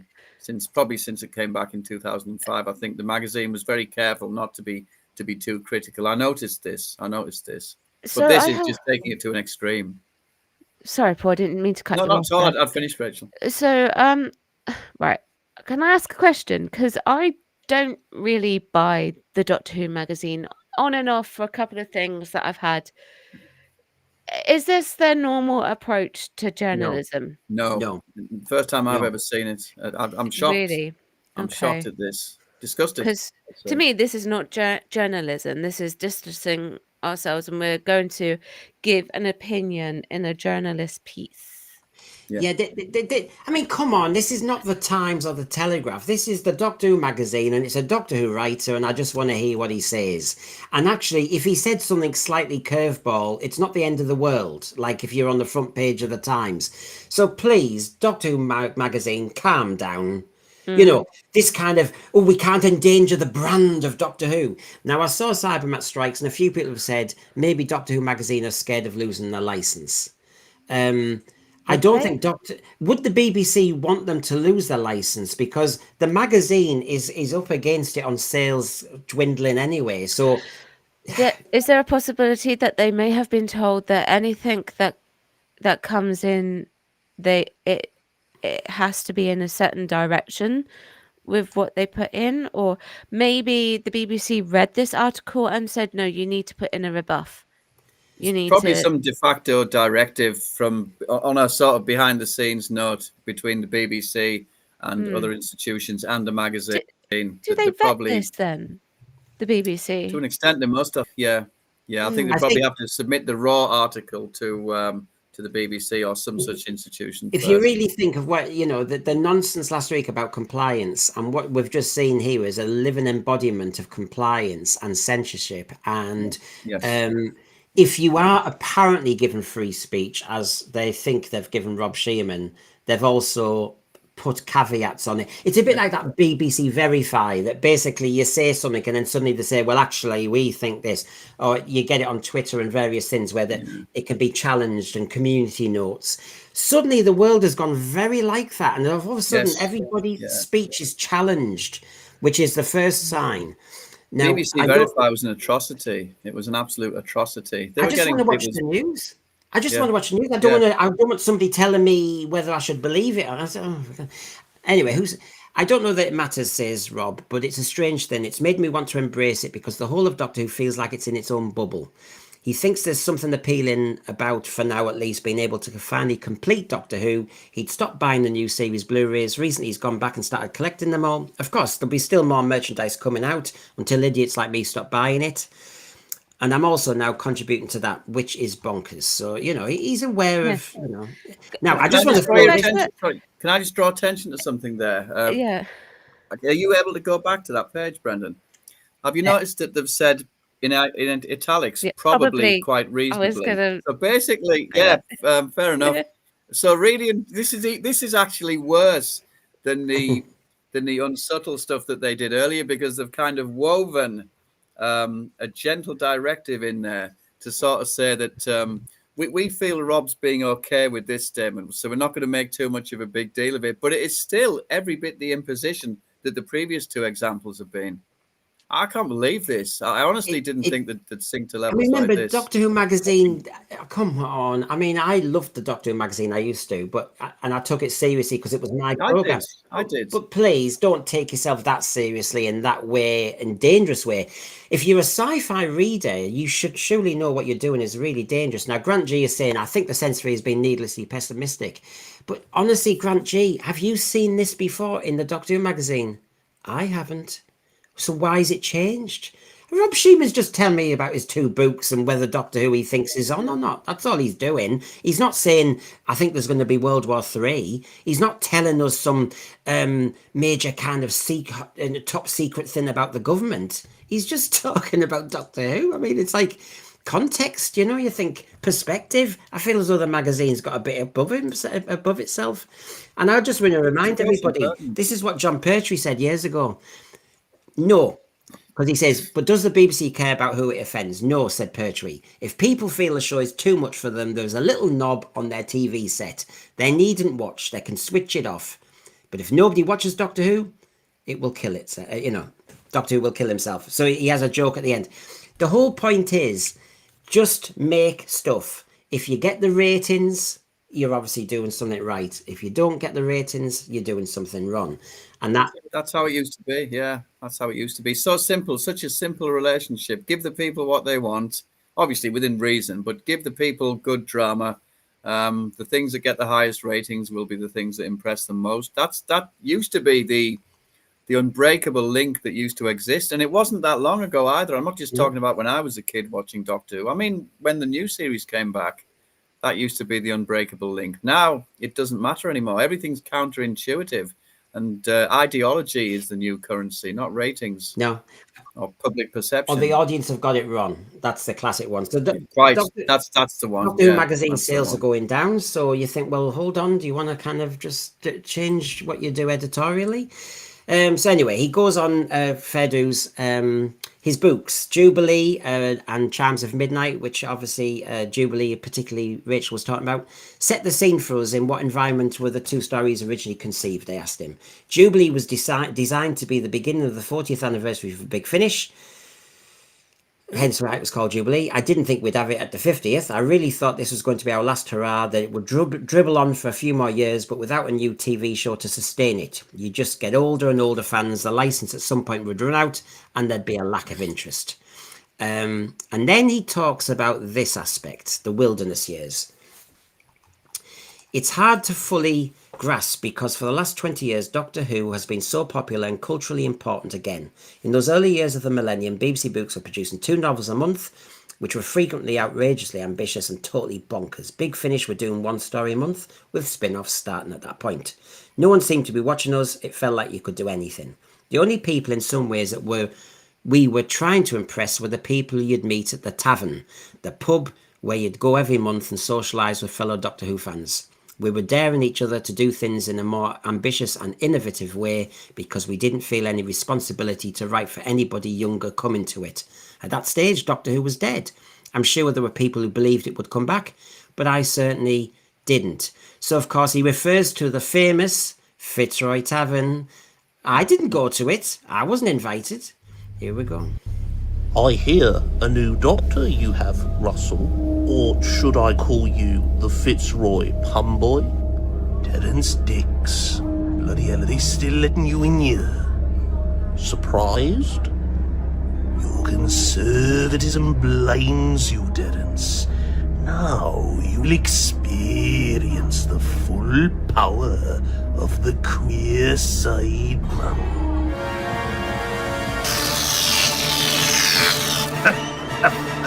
You will not stop me. Shooty Gatwa will become more popular than Tom Baker.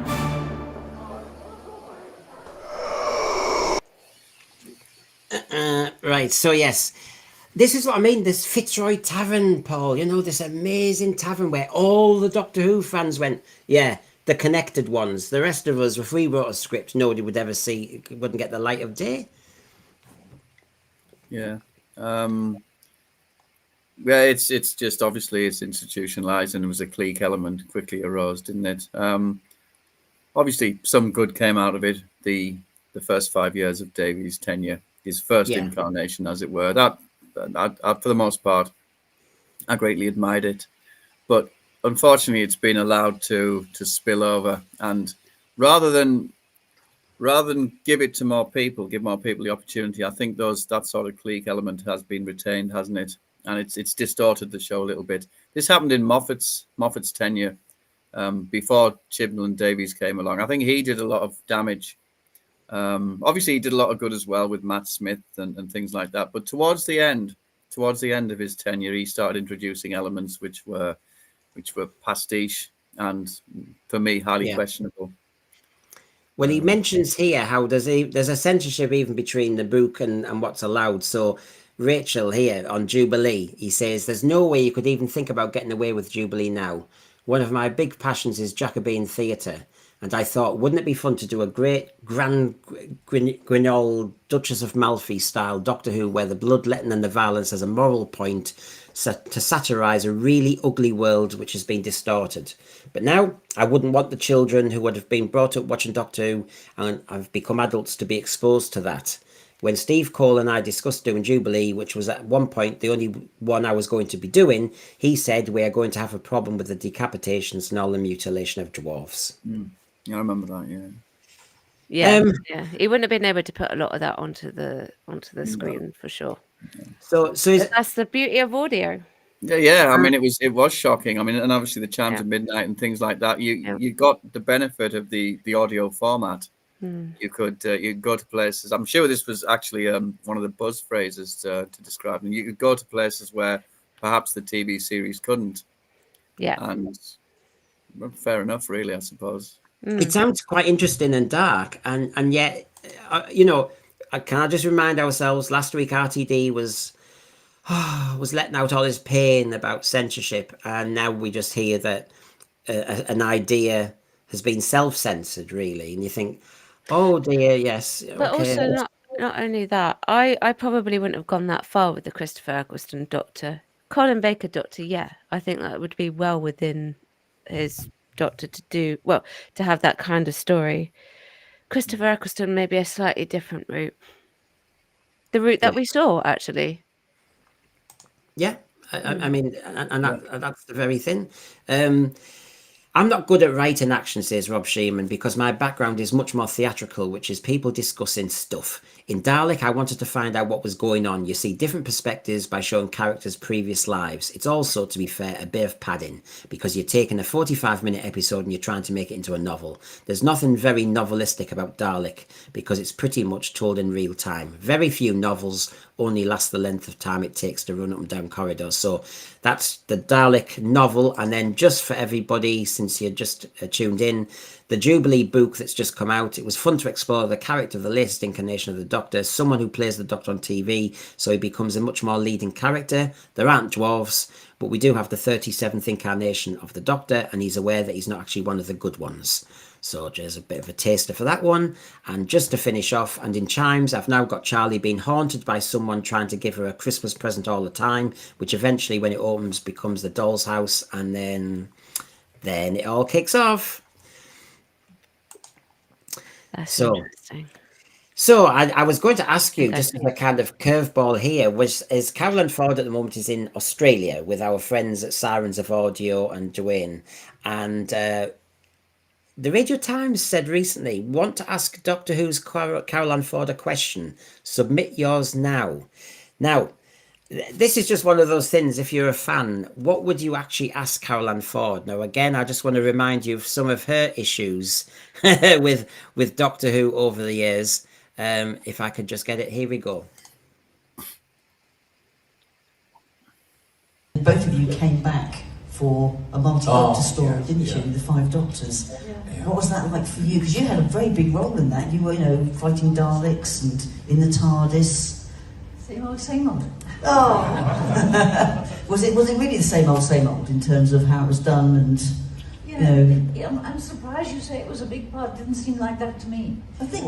Well, they were very clever because when my contract was designed, it was always at the end of that particular story was always in the middle of a section of the contract, which meant that I couldn't do anything. Right. All the options were on their side. Right. So even though I was saying, please give me something different to do, you make. I mean, each time the script arrived, I feverishly looked through to see if there was anything interesting for Susan to do, and there really wasn't. I mean, it was just so repetitive. Yeah. I mean, people found it entertaining, I'm happy to say, but for me, it was just the same thing. We arrived in the TARDIS. I was told to wait. I never did. I was told to always stay close by them, and I never did. And I always got into trouble, and they got me out of trouble. End of story. Yeah. So what kind of things was he asking you? Was he asking you kind of personal things or kind of technical things? How was it done in those days? Bill, actually. Bill was really, really light. Yeah. And no, she was very nice person. Yes. A lovely woman. Yeah. But she had a backbone of steel. Yes. Yeah. And when she knew she was right about something, she would not be budged. No matter how people were saying, but really I think it should be, or could be better if it was this way or that way. No, we've seen it, we've looked at it from every angle, and that is the way it has to be done. And that was the way it was done.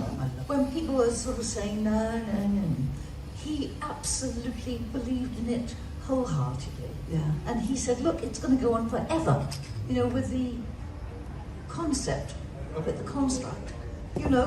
Why should it ever end? Because the Doctor regenerates, and they can go anywhere in the world, in the universe. Yes. So there are countless stories to be told. So why should it ever end? There you go. It's just nice to see Caroline Ford there. Rachel, if you had a chance to ask her a question, what would it be? How did you feel not spraining your ankle when you returned? Because she always twists her ankle, doesn't she? She does. In Five Doctors, there was this invisible rock that really whacked her shins. I know that one. No, I would ask her what she would have liked to have done better about her most recent appearance, I think. Because she didn't have all that much to do. And it was cut. It's the killer question, isn't it? She was supposed to be coming to Utopia at Milton Keynes when I was there, and she cancelled. She could be ill. But I have to say, I was wondering, it's such an awkward thing for her to she's going to get fans like us asking, what was going to happen? What were you going to do? Where was your development? And she's going to basically, it's going to be gut wrenching, which is, well, even if there was going to be some, but it's not going to exist now. It's on the cutting room floor. It's over. It's gone. It's awful. Mm. I mean, Paul, any thoughts on what you would love to ask her? Ever since first I saw her, I think when there was, do you remember on BBC Two they showed An Unearthly Child back in the early 80s? Yeah. Do you remember them? There was an undoubted sense of otherness about her, perhaps more so than even William Hartnell's. There was always something detached about her that was just something a little bit different from the other, obviously, human companions. And I'd just like to ask her what she did to contrive that. I imagine this would be of interest to you as well, Rachel, I suppose, given that you're an actress. She must have done something.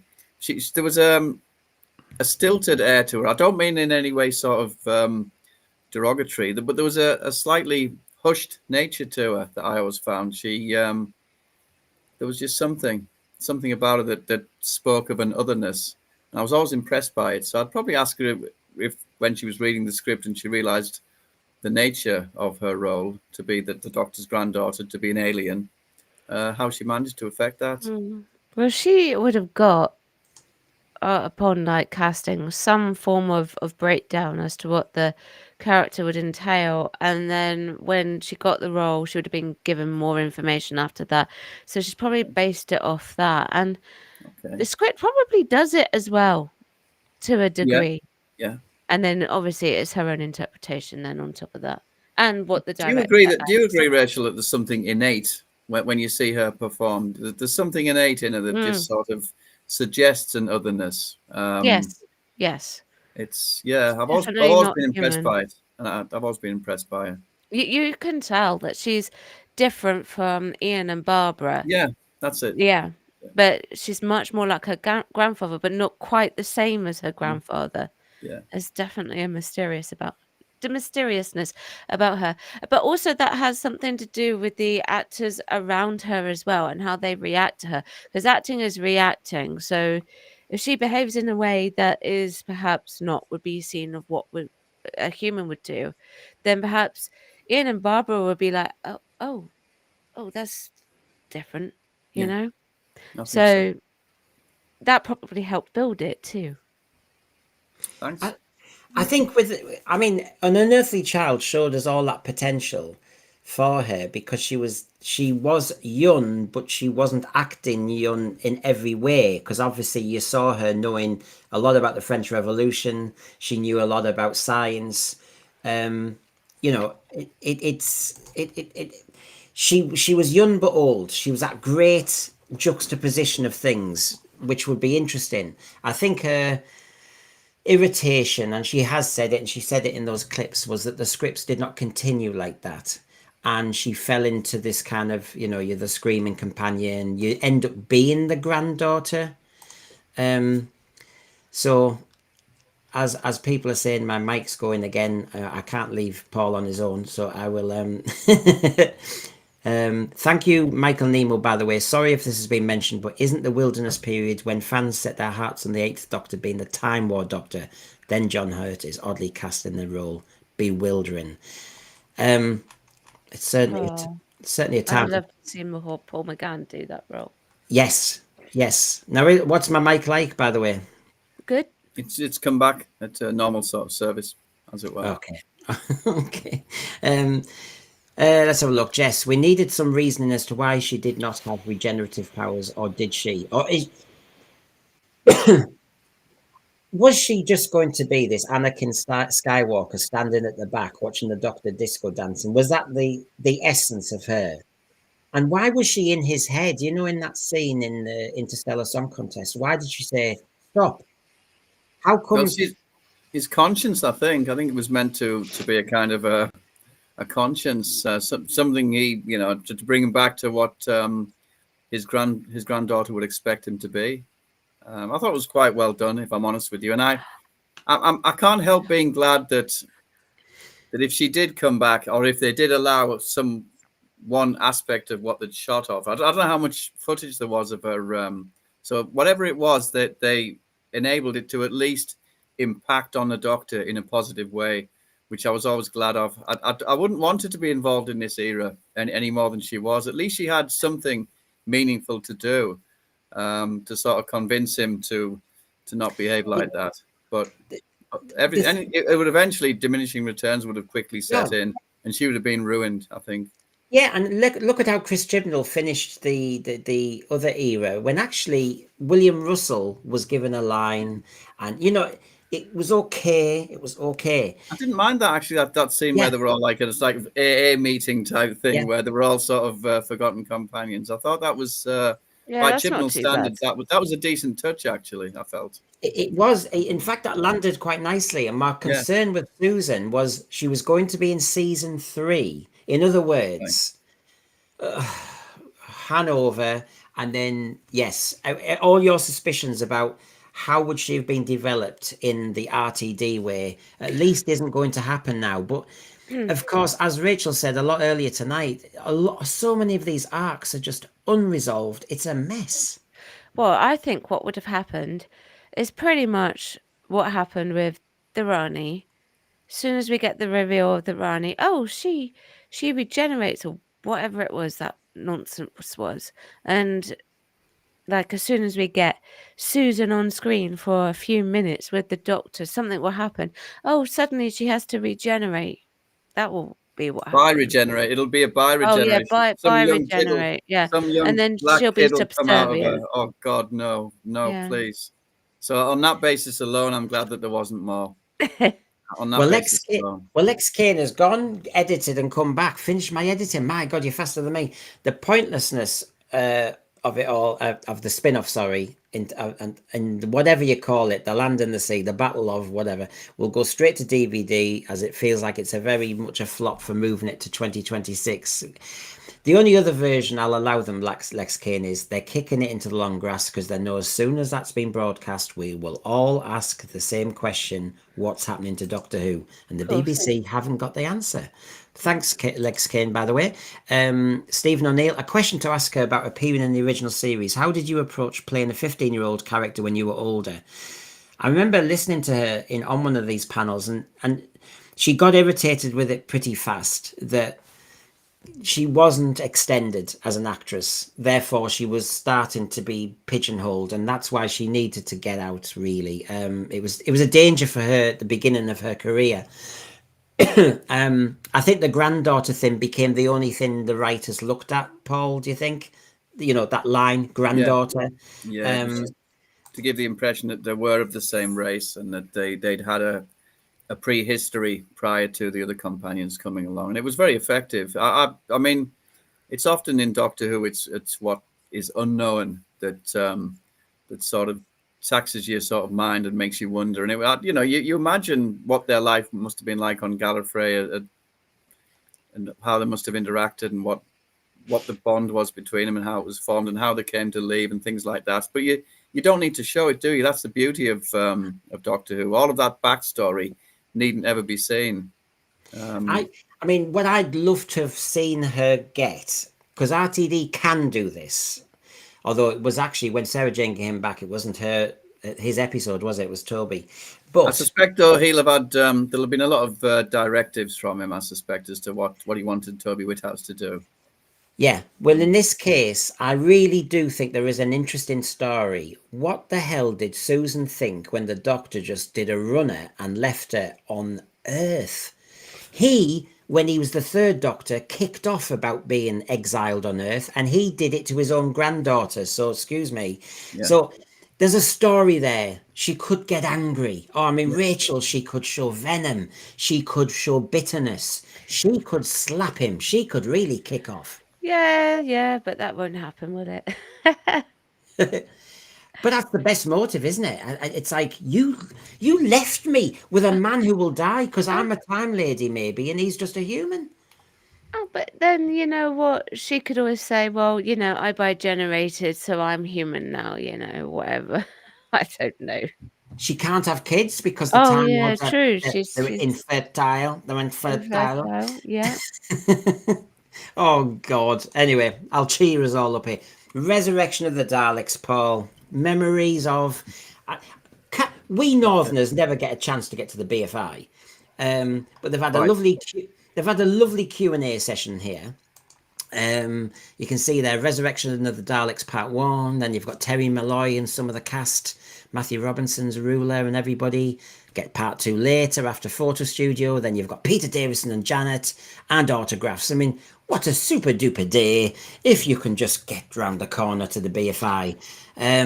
But what a story, I have to say. This was one of those that grabbed me at the time because the direction, that moment at the beginning. I mean, obviously London now looks much more modern, doesn't it? But the industrial parts by the river, you know the bit I'm talking about. That industrial element and the run, it started with action, didn't it?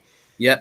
And that tramp getting exterminated or something, wasn't it? Was a tramp getting? Yeah, I mean, it grabbed you from the start. I mean, that was Eric Sayward, wasn't it? I mean, he brought something new to Doctor Who, and I think it came to more prominence in Colin Baker's era, that Saywardian element, if you like, where it just sort of lent into the Colin Baker being a harsher type of Doctor and harsh elements being depicted on screen. It married the two perfectly for me. But this was excellent as well. This was a really good forerunner to all of that. I love this story. I love it. There's so much to this story. I mean, obviously it was 2:45 minutes in the end by fluke because of the Winter Olympics.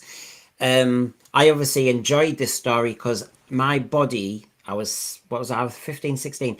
I was covered head to toe. Every inch of my body was covered in chickenpox spots. Okay. Which meant I couldn't do my O-level mocks. Right, okay. So what my mum and dad said is, get on the settee, here's some liquids, have a packet of crisps, here's your duvet, Doctor Who Resurrection of the Daleks is on, we'll leave you alone. 45 minutes of Doctor Who. Could you relate to the disease then? Because there's that disease, wasn't it? They were all sort of disintegrating with that disease. Could you relate then more readily to that? I tell you what, no, the thing was, Paul, it was scary. You know when you're young and you're a teenager and you're worried about how you're going to look and everything. And of course, you're worried that one spot, they said, don't scratch a chickenpox spot. And I am covered. I am absolutely covered. So of course, when I saw them all attacked with that funny mustard gas thing, and all their faces distorted, and of course, you're sat there going, well, what will I look in next week? I'm going to try not to scratch. But yes, I know. That was great, the Dalek attack. Yeah. The model effect was great. Yeah. It was just, the whole thing, it had great outside broadcast. It even got away with having Chloe from Play School in it. I mean, what the hell's going on here? Rodney Bewes as well. Rodney Bewes was in it, wasn't he? It's quite a decent role as well. And that bit at the end, I love the way they do it. The slow motion, but it kind of jars when he jumps onto the lever, gets exterminated, and it. Does he say hello, boys, or something like that? Something really sort of corny, but workable because of that. Yeah, I love this story. My problem was Doctor Who at this point loved shaving foam, especially green shaving foam. Yes, definitely. Shaving foam coming out the Daleks, green shaving foam coming out the Sea Devils. It's like, away, man. So yes, there was enough. They were a bit happy with the shaving foam effect. Sales went up. In fact, I think I'll have to get the Who Pets onto a shaving foam that we can brand. Do you know which brand they used? Because then the Who Pets could actually use it. I mean, I don't know what brands of shaving foam would have been around then. Is it that brand they used to do a few months ago, the Gillette one for women? The trans women one. Remember that one? And then they suddenly had to go, oops, let's advertise it back again. Michael Nemo, thank you very much. Romana, Leela and Nissa, similar demeanours of wisdom and being dispassionate, like Susan, as well I feel. Although Caroline Ford's mysterious vibe was peak, McCoy kind of has it in remembrance as well. So, yeah, you're seeing a kind of family kind of trend there. We need that. I don't want somebody's... Sorry, I'm going to put this in there, Rachel. Do you want a kind of Rose Tyler type, earthbound, she's a real council estate, she's real? Or do you want somebody who's a bit unearthly? To be honest, with that type of companion, we've been there and done that, haven't we, with Rose? So I would be very happy if we have an unearthly type of character come back or a new one. A new one. A new one. Yeah. I mean, Paul, what are you thinking? I mean, it's a story challenge, isn't it? Do we go for the kind of earthbound, I'm 19 and I'm learning about life? And, Ruby Sunday. We've had this a few times. Ruby Sunday. This doctor who's thousands of years old goes, Ruby, you've taught me something. The doctor, ninth doctor, Rose, you've taught me so much that I now want to get in your pants. What the hell's going on here? Absolutely. Come on, man. So one of the reasons, sorry, go on, please. No, go on. I'm just venting. Go on, you, Paul. Save me. One of the reasons I want to see the Highlanders again is because Jamie's such a popular companion, and I think the reason for that is because he's one of those rare companions where he's from a time before contemporary times, so he's not a Sarah Jane or he's not a Joe Grant. All of whom, although they hadn't experienced science fiction reality, they'd actually been privy to the fact that there was science fiction. So some of the concepts weren't quite as beguiling to them, weren't quite as awe-inspiring. But Jamie, coming from the 17th century or whatever, I think that gave him that dichotomy between the supernatural and witchcraft, and having to reconcile himself with what he was experiencing in terms of spaceships and monsters and robots and things like that. Leela had this as well, of course, for slightly different reasons. And I like that. I like that extremity, that polarity between the what they're used to and the way that they can explain what's happening in their own sort of supernaturally derived terms. I'd like to see more of that.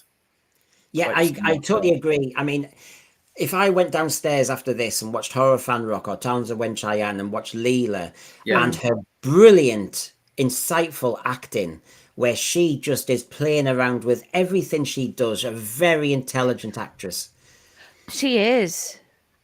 Absolutely. Like, I remember watching her in EastEnders and I'll be like, whoa, because like they've got no time at all to turn that around, and that's very difficult to do that type. And she was like so invested in it. Yeah, she had reason behind it. I find a lot of the old actors in EastEnders did anyway, but her in particular in her run. Yeah. Now, Lex Kane here, thank you very much. You continue to be extremely generous and supportive. Peter Davison is part of my childhood. Doing Button Moon title sequence music. Yes. Is that Sunday morning? I do remember. I was a bit old for that, but I do remember it being on. Yeah. And, you could hear him with his first wife, of course. Button Moon. Yeah. And, it was for the kids. The puppets. Nobody would do that now for adults, would they? I mean, cherish a thought. I would not do that. Who pets? No chance. But yes, Resurrection of the Daleks. I mean, Rachel, is this one of your... I mean, it's a different period, but have you seen it? Do you like it? Yeah, I've seen it a couple of times, and yes, I do like it. It's gritty. It's everything that you want in a Dalek story, and Terry Malloy is just... Well, Terry Malloy, and he's good. Yes. He became Davros for me because he captures the eventual neuroses that Davros develops, because he's tired of being rejected by the Daleks and he's a man alone, and he captured it perfectly, the shrieking crescendo that he reaches in his dialogue. It's because of him that I always say Davros has a bit of a hissy fit. Yeah. And definitely. I think he was right in saying, I think it was him that was instrumental in this, that he should come back and play Davros every time.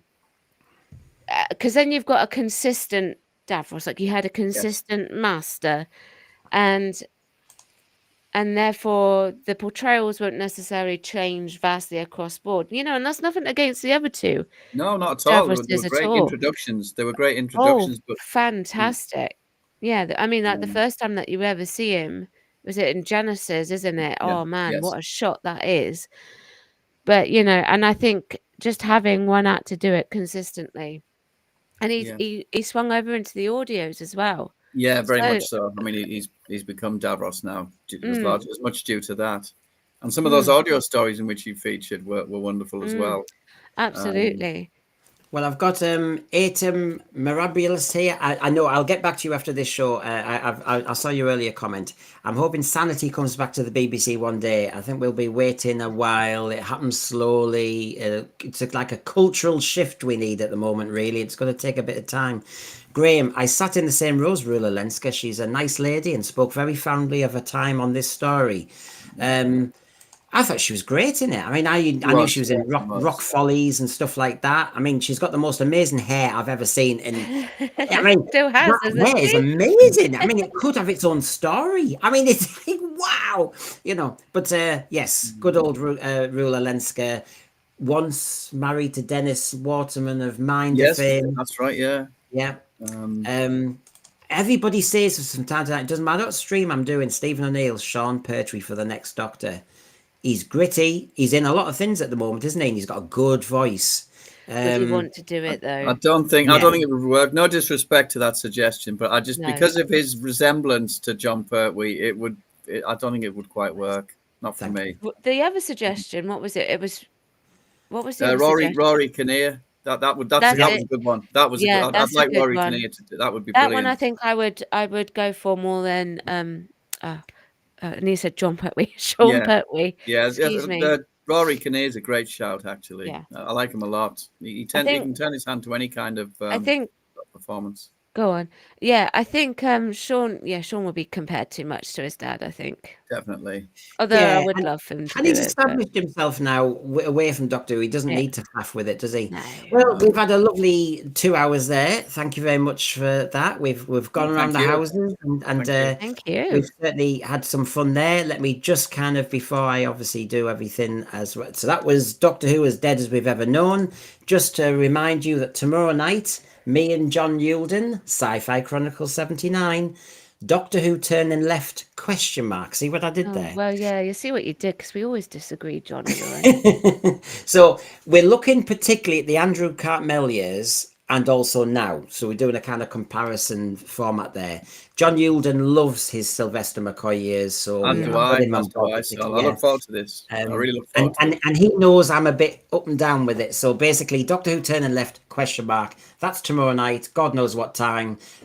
Just tune in. But before I do go, Michael Nemo has been very nice, and I'll then talk to Rachel about what she's up to.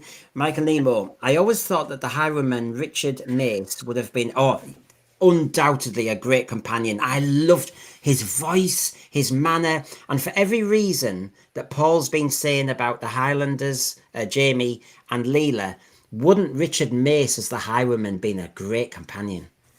Yes. You're right. On that note, you know the story, The Awakening.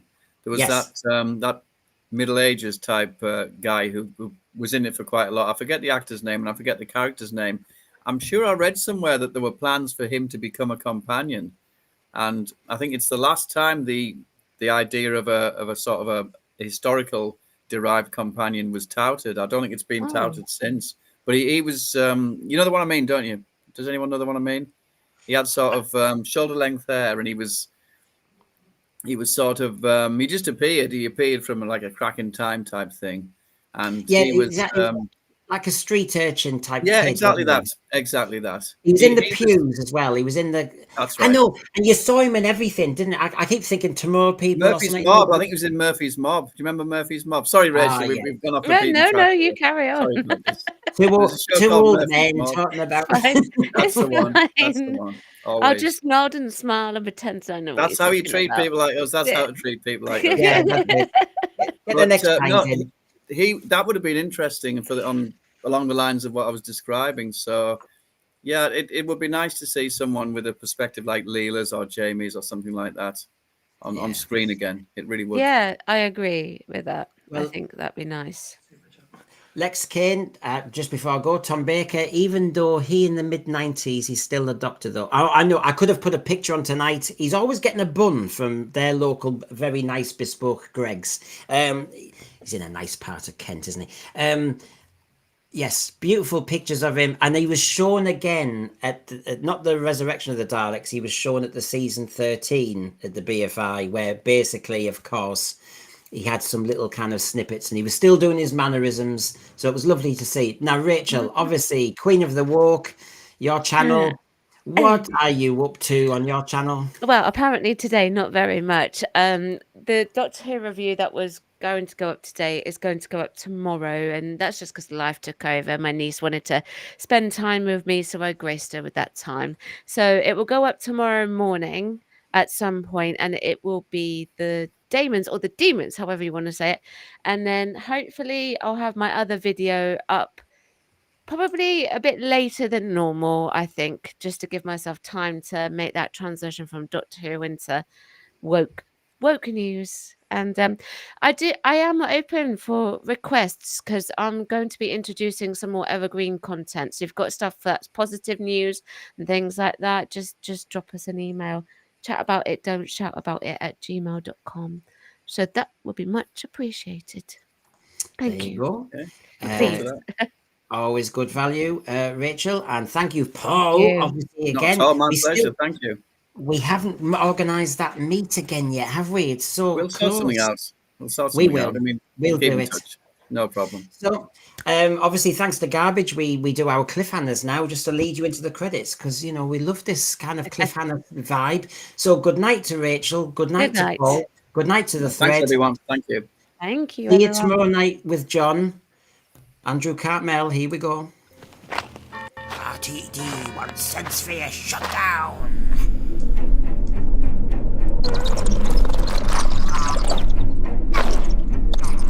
Those hoopets have had the last hand up them. Time to die. This is giving me the creeps. This never happened on Finger Bobs. One by one, they're all mine. They don't like it up 'em. All this walking, I wish I had my Benidorm motor scooter.